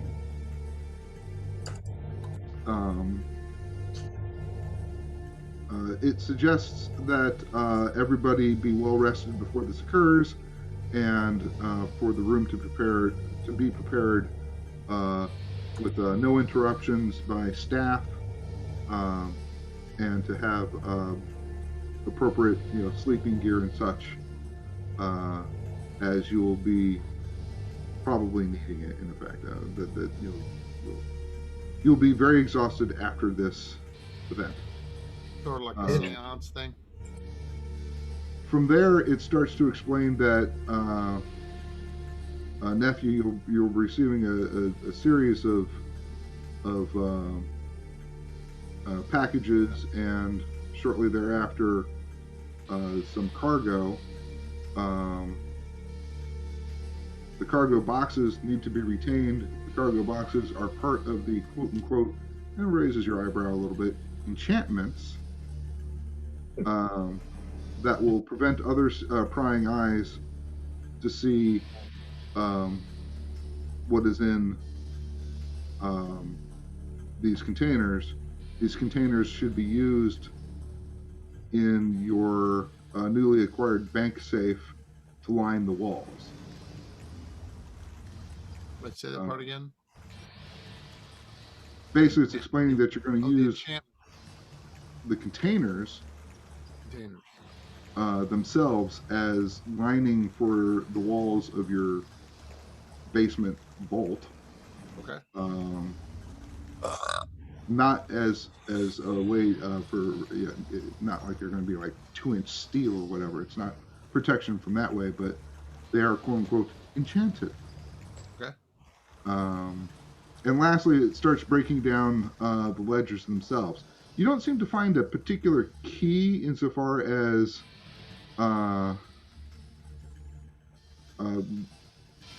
it's clearly a list of items. Some of the items appear to be something that you're expecting to actually find, right, in these containers. Okay. Others are more. So is he busy like transliterating like each letter and? He's starting to kind of go into he goes he goes, okay, so supposedly we're going to find something that's called the Vial of Asher Cobb. We're also going to find something called the Vial of Martinet of the Dry Arms. Right. We will find any kind of. Does it say whether? I mean, does it? These items I'm supposed to be that he thinks I should be using, or these items I should be protecting? Protecting clearly, but I mean, are they tools or are they just things that need to be kept safe? Edward explains that, well, the problem here is I'm reading just titles right now from the small one. The big ledger is what has the description of what the hell these things actually are. I'm just talking about like the general instructions. I mean, the sense is that there's nothing directly explaining what you need to do or if you need to do anything with these. It's just almost like almost like looking at a grocery receipt list. It's a list. You know what they items. say. You know what they say, Larrabee. With great wealth comes great responsibility. Now I got to keep an eye on all this stuff. Pretty much, something about a Kreskin's Oracle, Madame Tussauds jar of wax, Lassiter's pocket watch, Jim Beam's first whiskey flask. Nice. Fulgore's benevolent underpants. Marie Antoinette's dressing mirror. Oh. These are some esoteric and no doubt one of a kind objects. Sounds like your relative was an interesting person. The 30 coins of Assyria. The 30 coins of Assyria, are they silver coins? Don't know. It does not explain them. It's just giving him titles. Those are the coins that Judas was paid. I don't want them. You do, Edward. You pick out kind of as you're getting kind of used to the pattern of this. You're picking up some stuff that you actually have a little bit of knowledge on. A little bit. You see Judge Isaac Parker's judge gavel, and you kind of go, "Oh man, Judge Parker was a dick." He was the hanging judge. He was the hanging judge, wasn't he? He was one of the, an infamous judge. You remember absolutely that guy was an infamous judge. Kind of quickly scrolling down just to try to pick out title names as opposed to just sort of general descriptions. You see Albert Pierpont's Hangman's Noose. Wait, Albert Pierpont? Wasn't he from he was the World War II guy who hung most of the Nazis. Sorry. Things I know. So he... okay, whatever. Sorry. Yeah, I'm not so sure about that, but something recent that you actually recall reading in newspapers not too terribly long ago. Gustav Sherman's Bugle. a lot of Gustavs around. Gustav. We're everywhere. Gustau. Oh, Gustav. Um, Okay. So yeah, I mean, if you wouldn't mind like chatting me the list at some point when we get to the point where we look at a ledger. Well, yeah. I don't have it broken down in quite that fashion, but I can get that to you. The last kind of famous one that you see, evidently one of George Washington's quill pens is also there, and several other things. Various objects of rare esoterica. Yes. Many of them seem to be of historical value or of historical nature in some way, shape, or form. You quickly see Paul Revere's 2 lanterns. I've got to imagine Tillinghast is a Twitter with the excitement. Yes, indeed. Of course, none of this stuff has arrived. Was the lantern? Yes. Is the Ghostfire lantern in there? It is not. Okay. The The deck of cards in the Hoyle's book. Yeah, the deck of cards is also not listed. So Okay. evidently, this is more of a ledger of things that are coming in the big boxes, So let me the bigger boxes. let me try something. I haven't tried it with this book. Can I try my my spell that lets me sort of get a sense about the history of the thing? Yeah, that sounds like fun. I haven't done that yet, and now that I've learned how to do it, and I've upped my skill from a 30 to a 31, my friend, I'm That's rocking right. now. So it's going to be half my. That's 3%. That's a 3.33% increase. So It's pretty good. So 31 plus 40 was half my no. For the test. Half yeah. Let's give it a whirl. Come on, baby. Come on, sucky D10. Don't let me down.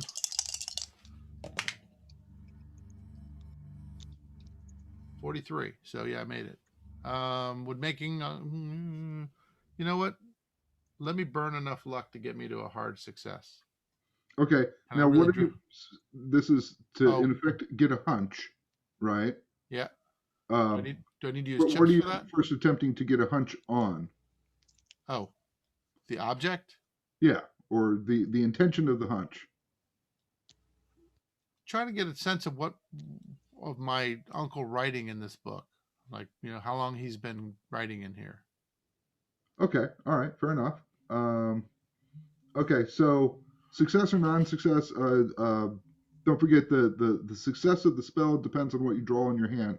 So you gotta shuffle your Am I using cards it? and. I think I've got my cards that I've used already out of it. Do I need to reshuffle? Yeah, reshuffle everything back in now. All right, good, because 2 of them were jokers. I get excited about little things. So does my wife. No, I was thinking that, but I was like, nah, I don't want to bust on my You were brother too that classy. You badly. knew it was getting recorded. You didn't want to go there. All right. So it's a poker deck. All right. Poker hand. That's a whole lot of crap. Wow. Is there such a thing as a straight where every card is 2 above the card before it? The tiered straight. It's the deuce street. So Marshall, deuce straight. explain to me what I can do with some chips. So I've got 1 face card, so I can redraw that one, right? So you've got the Jack of Ass, is what you've got. I've got a 3, 5, 7, 9, and a king. So I can take the king and draw another card, right? Well, inherently you need to get 2 pair or 3 or better in a poker hand. So if by replacing 1 card you still don't have a chance, there's no point to it. All right. What about chips? They help me? Nope. Chips are just dice rolls. Yeah. I'm not feeling it. You are gonna just not fail, feeling it. my friend. Yeah. All right. So This is a sound effect. It's. that's right. So what you lose? I got in my groove and I started thinking about it. I started sweating a little bit. I may have let out a little gas. It happens sometimes. There's nothing I can do about that. That's true. And then so failure result is loss of 5 luck. Oh, wait, I can try it multiple times, can't I? You can. Yeah, it takes. If you want to keep failing, Mr. Larrabee, I would appreciate it if you would not pass gas in the midst of the process. You're distracting me. But I'm staring at you. All right, let's try it again. Sorry. It's not fun. It's only funny to me. Sorry. That was 5 luck, right? For that 99 roll. Just checking my numbers here. Yeah, that. Maybe I should. Let me drink a shot of whiskey before I start this next one. I need a little liquid fortitude here. Okay, ready. Let's try it again.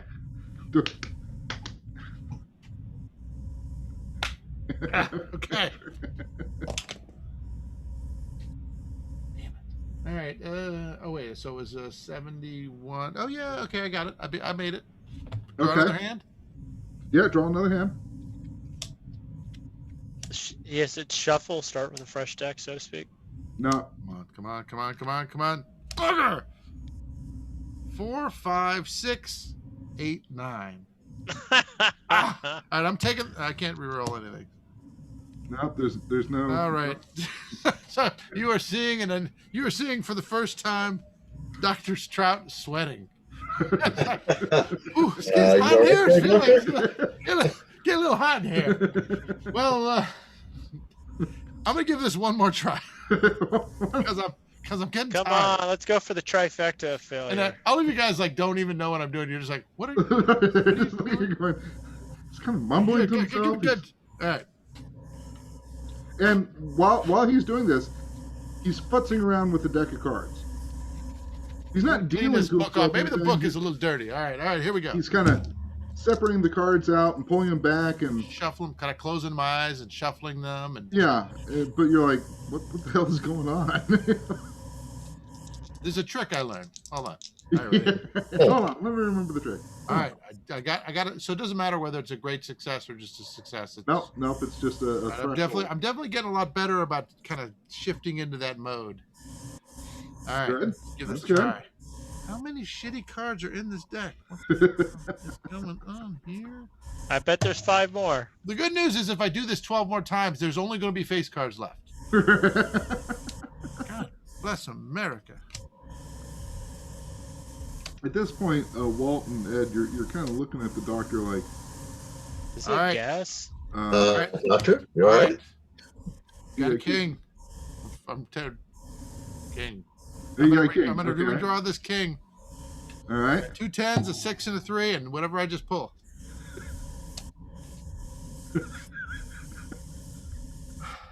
I think it might be time for. I think that's it.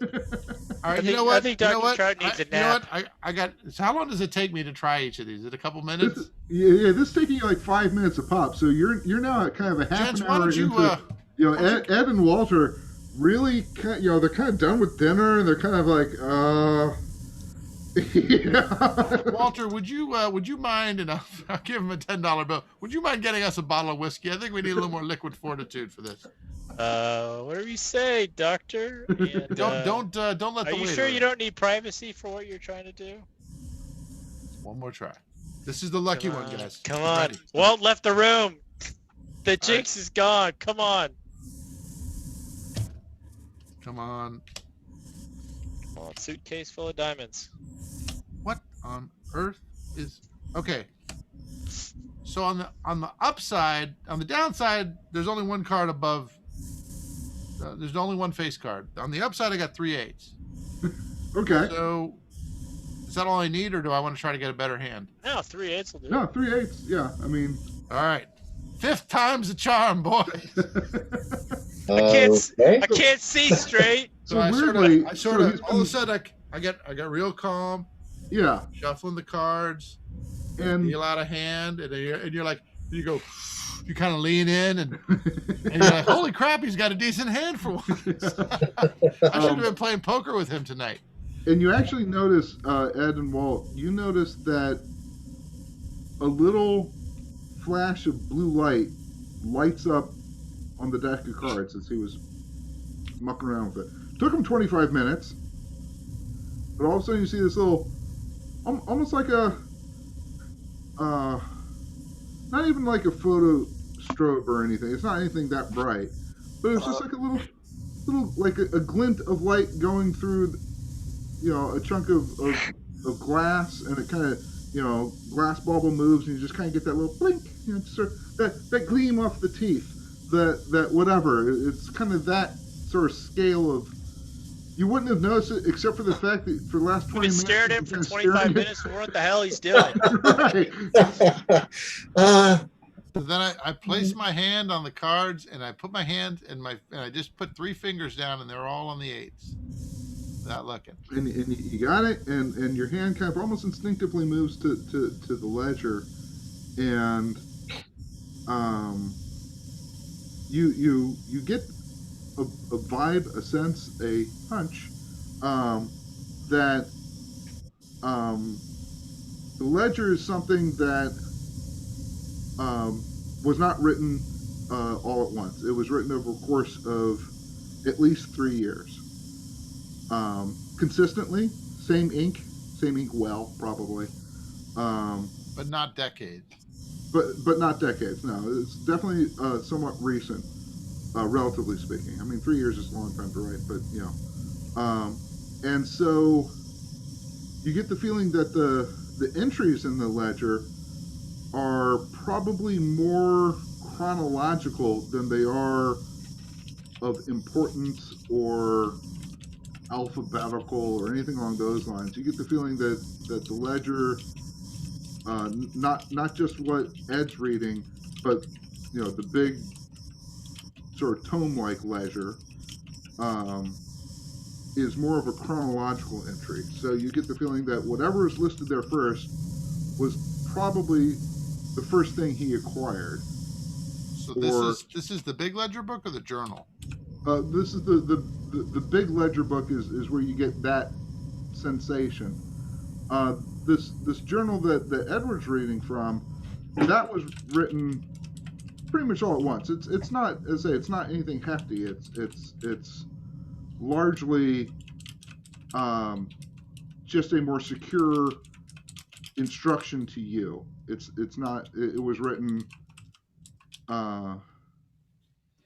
You get the feeling a few months before his death. Can I get a vision of where he was writing it? Can I see the background? Can I see him writing it? Oh yeah, absolutely. You kind of give a sort of an over the shoulder view, kind of like the third person isometric thing you get on almost any first person shooter game. Was it the frantic writings of a madman, or was it measured writing of someone who's being very meticulous? He's in a study. It's very pleasant, almost luxurious. Have I been in that study? I've visited him before. Oh, he didn't let pretty much anybody up into his study. Okay. The walls covered with odd items like skunk heads and no, pretty much of just paintings. He was evidently a big fan of paintings, landscapes for the most part, not even of portraits, just pleasant landscapes. You can see a fire burning in a coal fire, one of those shallow coal fireplaces, common in New England area. He's not writing frantically. He's not writing with beads of sweat. He's not mumbling to himself. It seems very controlled. The one thing that you do notice that doesn't seem particularly in place with what you knew of your uncle and such is on the desk. It doesn't have very many knickknacks or anything like that. You do see sort of it's like you do see a quill pen. Interesting. Edward mentioned George Washington's quill pen. Is that the pen he was using? Maybe not. You're not sure. But you see a case on the desk, and it's almost like a cigar case. Strikes you a little bit insofar as the same form factor that the candles came in in the hat box with the shadow lantern, shadow lamp. Did I say lantern before? If I said lantern, I meant lamp. Shadow lamp. And the case is open, and it's lined in a red velvet, almost like a little miniature coffin. You would imagine modern day, you'd see like a little Dracula bobblehead in there or something. But Pop. instead, in Also it, pop. you see a fine a 6-shooter. It looks like it looks basically brand new. It looks like a cult peacemaker, almost gaudy insofar as it looks like it's been maybe silver plated, right? Engravings. It's Hey, could got have sent you that. it's got a white quote unquote pearled handle. It's not a gun that you'd necessarily think like a real tough guy wouldn't carry around this gun. It's too hoity-toity. It's almost like somebody's description of a gun as opposed to it's almost like the stereotype good guy, what you'd handle what like 1950s white hat guys in westerns made by Hollywood would carry. Sure, right? it looks like Walt's gun. No, Walt's gun's got about 400 notches on the barrel. So not it's, Walt. I'm sorry. I was thinking Carl, not Walt. yeah, I was going to say, not a single notch. Sure. But the one thing you notice is in the handle, there's a small red circle, and in that circle is a stylized S. It's kind of sort of a swoop, cut, and swoop back again. So it kind of looks like that, right? So it's swoop, cut, swoop. Isn't that like Superman's logo? So was his name S? Was his name S or CC? Oh, no, your uncle's name? Yeah, it's No, his first name is Gene.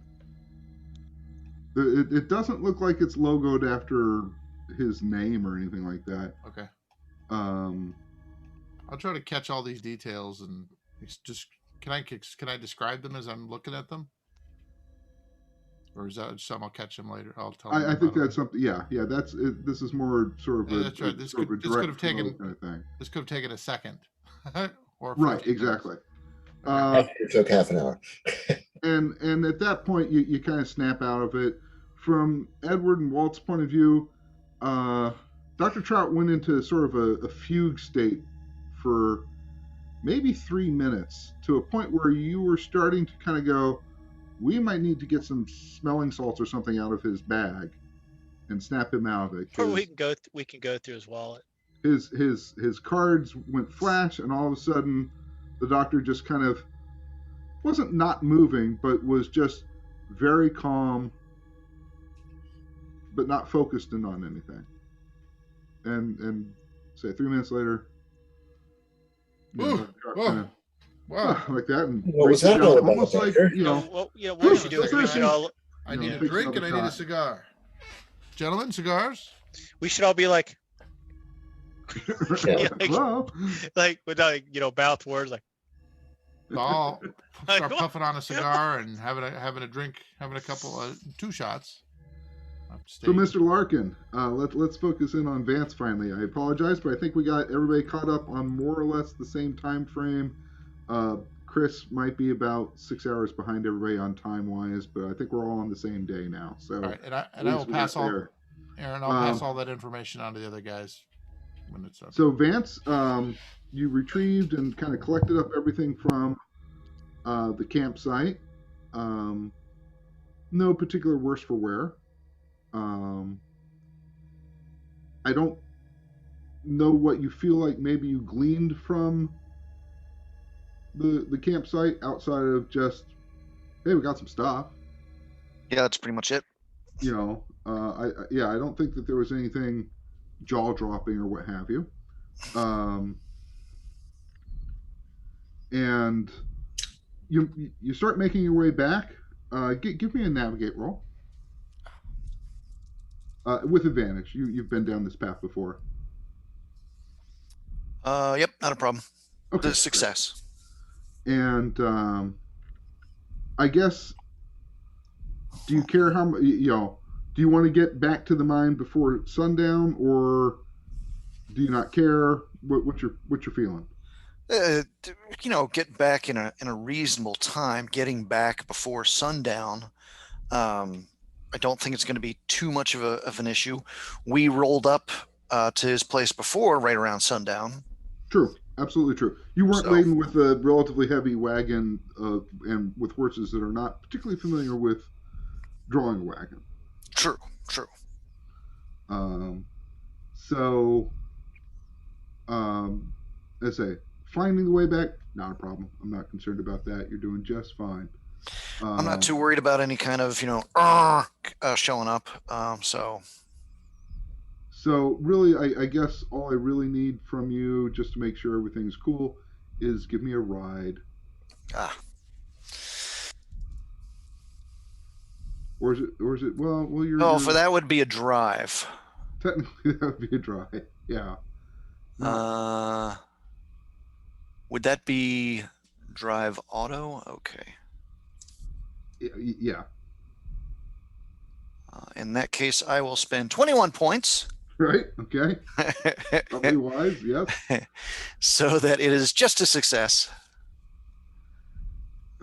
So I'll take my luck down to 68. Okay, but nonetheless, a couple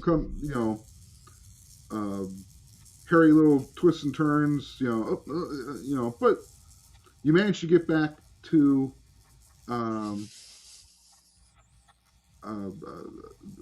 the mine without breaking a wheel, throwing a horse hoof, nothing along those lines. A horse hoof shoe, nothing weird. Throwing a horse hoof would be pretty bad. Yeah, that'd be pretty bad. That'd be pretty freaking weird. Yeah. First thing you notice is there is no smoke coming from the chimney of the house. Dagnammit, he ain't cooking. All right, pull the wagons up. I guess take the horses over to put them in pens. Okay, yeah. You notice that Gustav horse is there though. Yeah. Well, maybe he fell asleep. Who knows? Sure, I can't blame him. Awful nice day. A little early for nappings, but yeah, maybe took an afternoon nap and just slept in. All right. Well, Matt seems to be fairly content with bringing the horses around as well as the wagon and kind of properly stowing that and getting the horses fed and watered and such before. Yeah, the wagon we can look at tomorrow. Yeah, but yeah, getting the horses taken care of first is the more important thing. It's always not necessarily always priority one, but it's top three. Yep. So we'll take care of the horses, get those settled, and then we'll head back over to the shack or the house. The house. It's nice. It's not a shack. 2-bedroom house. Better than a lot of people. Yeah. Just saying. Okay, and you go into the house and give me a listen roll. I'm listening to my eardrums. Tinnitus came in. Tinnitus again? A little tinnitus. Yeah. Rolled that 97. Ooh, tinnitus. You don't hear any particular indications of Gustav. No screaming from a snooze. Nothing along those lines. You don't see him either, though. Call out for him. Gustav, you in here? All right, you call out and no reply. Wonder where it went off to. Matt, you got any ideas what's around here that he might have, gone to look at or anything? Well, I mean, there's some nice vistas and such out here. Although, you think he would have taken his horse. Yeah. All right, well, I'm going to look around outside, see if I can spot him. All right, well, I'm going to heat up some victuals. If you don't see him right soon, you don't think he's fool enough to go into the mine, do you? I don't rightly know. Oh. I would think not, considering the him and Barnett were both kind of against going into the mine that those dead fellers came out of. So I don't think he would be going into any mines, but you never know. Yeah, it's just these mines, they can be tricky. There's pockets of dead air, and heck, you kick the wrong wall, you don't know what you're looking for. Yep. That can make a downright unpleasant night for you. Get an ankle caught up in a fissure, whatever. Well, I'll try to check around the mine shaft and see if I notice his boot print. All right, fair enough. I'll heat something up and. You got a lantern I can borrow? Sure. And he goes over to the footlocker that you didn't really know. It's just more of a crate more than anything else, and there's just sort of standard kind of crap in there. A little bit of rope, a little bit of this, that, and the other, and pulls out not a bullseye lantern. It's just your standard wick. Yeah. General lamp, and hands it to you and says, "All right, well, I'll have something ready in about 20 minutes." All right. Just heading down that mine without, I'd be happy to come along with you. Oh no, I figured it's best if he did go down on the mine, we have to go find him. I'm going to come get you, because the mine. I'd be walking in blind. Fair enough. I will go outside, call for him a couple times, and wander over towards the mine with the lamp and try my tracking. Right. Well, that's the situation you find yourself in. So. Yeah. Let's baby, let's get it. See how it goes. I have a slim chance of getting it. No, I'm not even going to spend the points on that. No, okay, fair enough. Again, fairly hard rock, not exactly a lot of dust. Hasn't rained particularly all that recently, but like a week and a half ago it rained. That was about last rain. So, it occurs to you, well, maybe climb up on some of the rocks. Maybe he's trying to map out the weird positioning of the stones. I guess I could try to take a look around some of those rock areas. Try to see if there's any kind of disturbance in them, like someone climbed up it besides the ones we did. Okay. Would that be more of a spot hidden, or would that be a tracking still? Oh no! Once you get up onto the tailings and such, yeah, we're gonna go. First you want to scan around. I think that would make sense. Scan. Yes, success by 2. All right. Success, baby. So you scan about, and so you're right at that point in the sunlight where there's just sort of almost a little bit of a haze of light in the background, right? So you're in deep twilight, right, before you're in night proper kind of thing.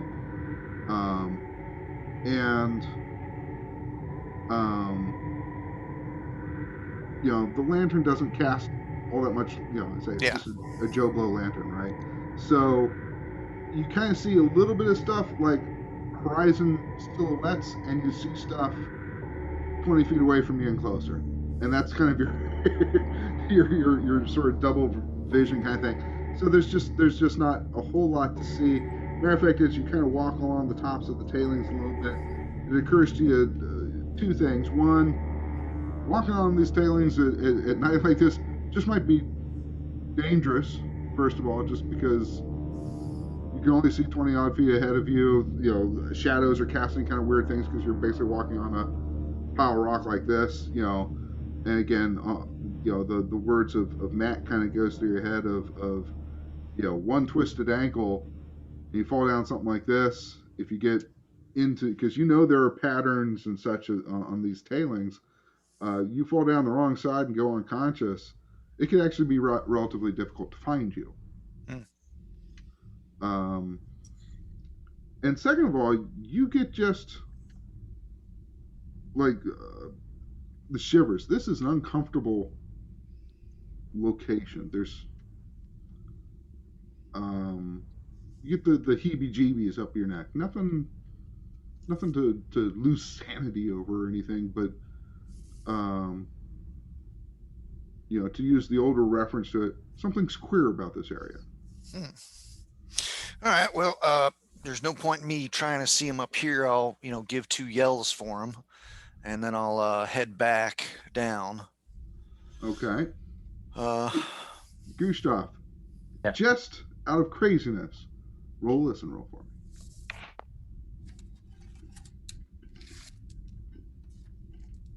You will be wanting a exceedingly good success, even to have me think about maybe you happening to hear Vance. Okay. Here. Well, my listen's pretty decent. Oh. My listen is 38. I rolled 37. 37. So you succeed. Could spend some points or a chip.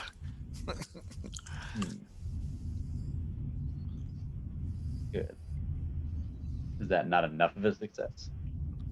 Well, you succeed. I'll just say that. You don't particularly hear anything, though. I mean, you're literally hundreds of feet below ground, down below ground in a mine. So you know. You didn't hear the cave-in that you're trapped in here for. Yeah. But you do get to the other side of the little pond that you were pulling over, which is kind of nice. And you have a somewhat better lantern than what Vance has. You have, again, one of those sort of focused bullseye lanterns on you. And casting your light across the rest of this sort of grotto, caverny section. First of all, you notice on this side, none of the stalactites or stalagmites have been molested or broken off or anything along those lines. Looking at the shore edge, you see one place where this little raft thing has been pulled up onto. And it is your impression that this side of the pond has only been visited once, at least by this method of travel. So you don't see multiple kind of scrapings of the raft being pulled up onto the edge. You see one singular place where it has been pulled up, and that's all. Give me a scan roll, please.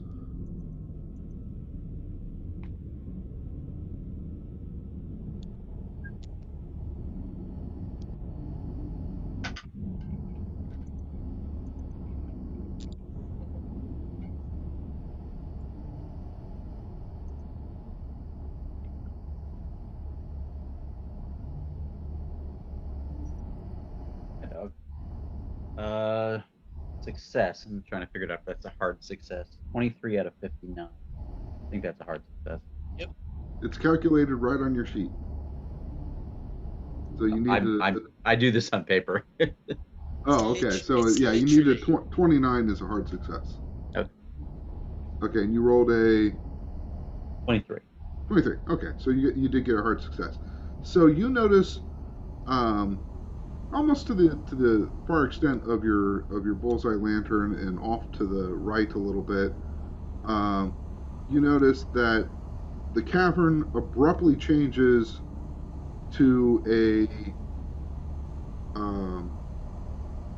a dugout set, almost like the mine suddenly continues again, right? But it is much more professionally hewn stone. It is not like the mine that you walked through.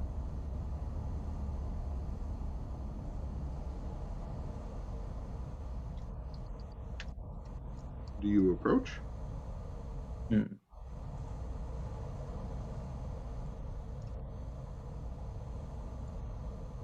Do I have any sense of how much time has gone by? I mean, obviously I'm not. Well, that's not true. I do have a watch. Sure. Okay. If you have Let me check my pocket watch, sure. Okay. You check your pocket watch. which I have neglected until now. What time is it? It is 7:45 at night.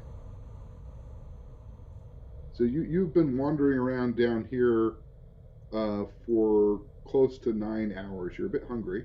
Oh, okay. I didn't realize I had been down that long.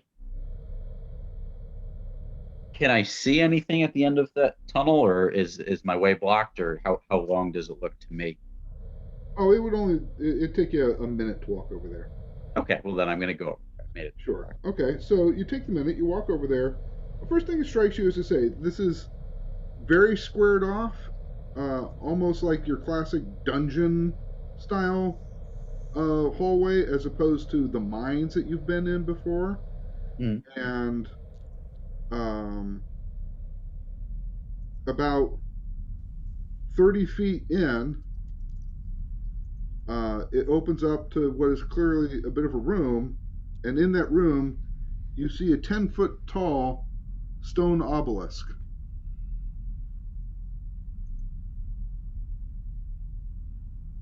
Somehow I knew that.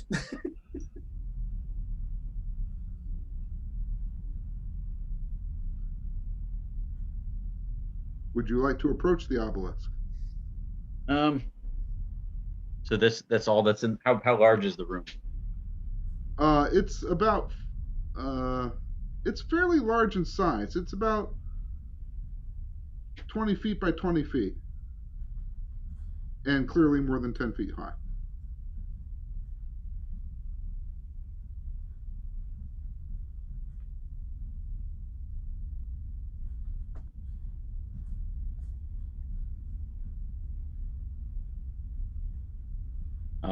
I'm gonna very carefully approach it, watching where I step, and I'm not gonna touch it. Okay. Thankfully, you don't see any sort of snake pattern down the hallway center. I don't know how many people remember that reference. That's a 1978 reference. And you eventually get fairly close to the basically the entryway into this 20 by 20 room. The other thing that you notice is sort of past the obelisk, there's a door. Also, it's made of stone, but you can tell it's a door. It's obviously a pivoting stone door. On the obelisk, you can see. Do you speak Latin? Indian Sign Language. No. Indian and Sign Language.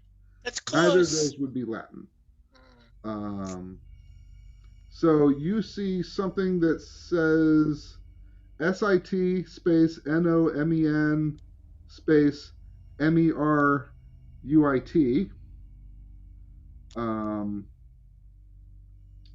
And kind of below that, another inscription says CAELI.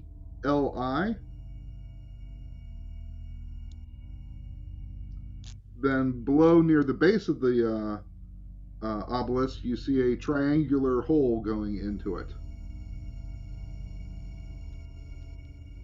Looking around past this obelisk, you can see set into the door the same statement: "Sit, no man, Marriott," or whatever the hell it is.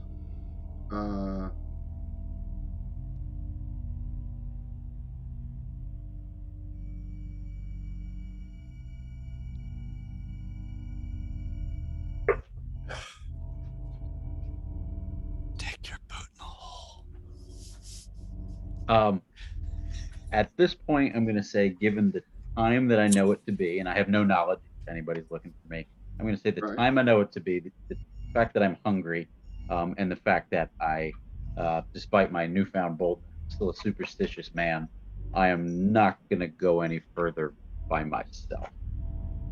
Okay, you rather promptly sort of pivot and start walking back down the hall.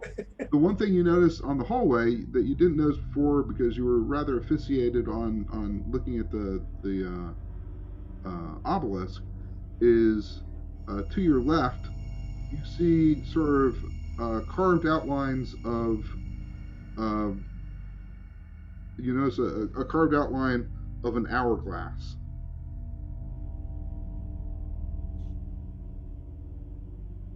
You walk a little further and you see another carved outline of an hourglass, but it's of a slightly different size. And by the time you get to the exit back into the cave, you saw to your left 4 hourglasses, each one a different size. Do they seem to be increasing in size? No, actually, it's almost I don't want to say it's a random pattern, but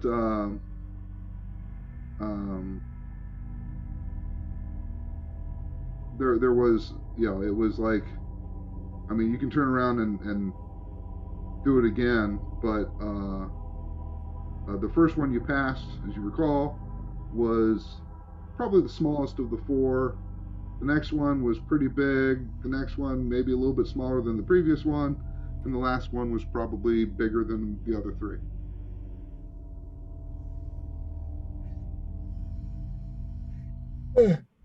Interesting. Do they look carved with tools? Yeah, they were definitely carved with some sort of tooling.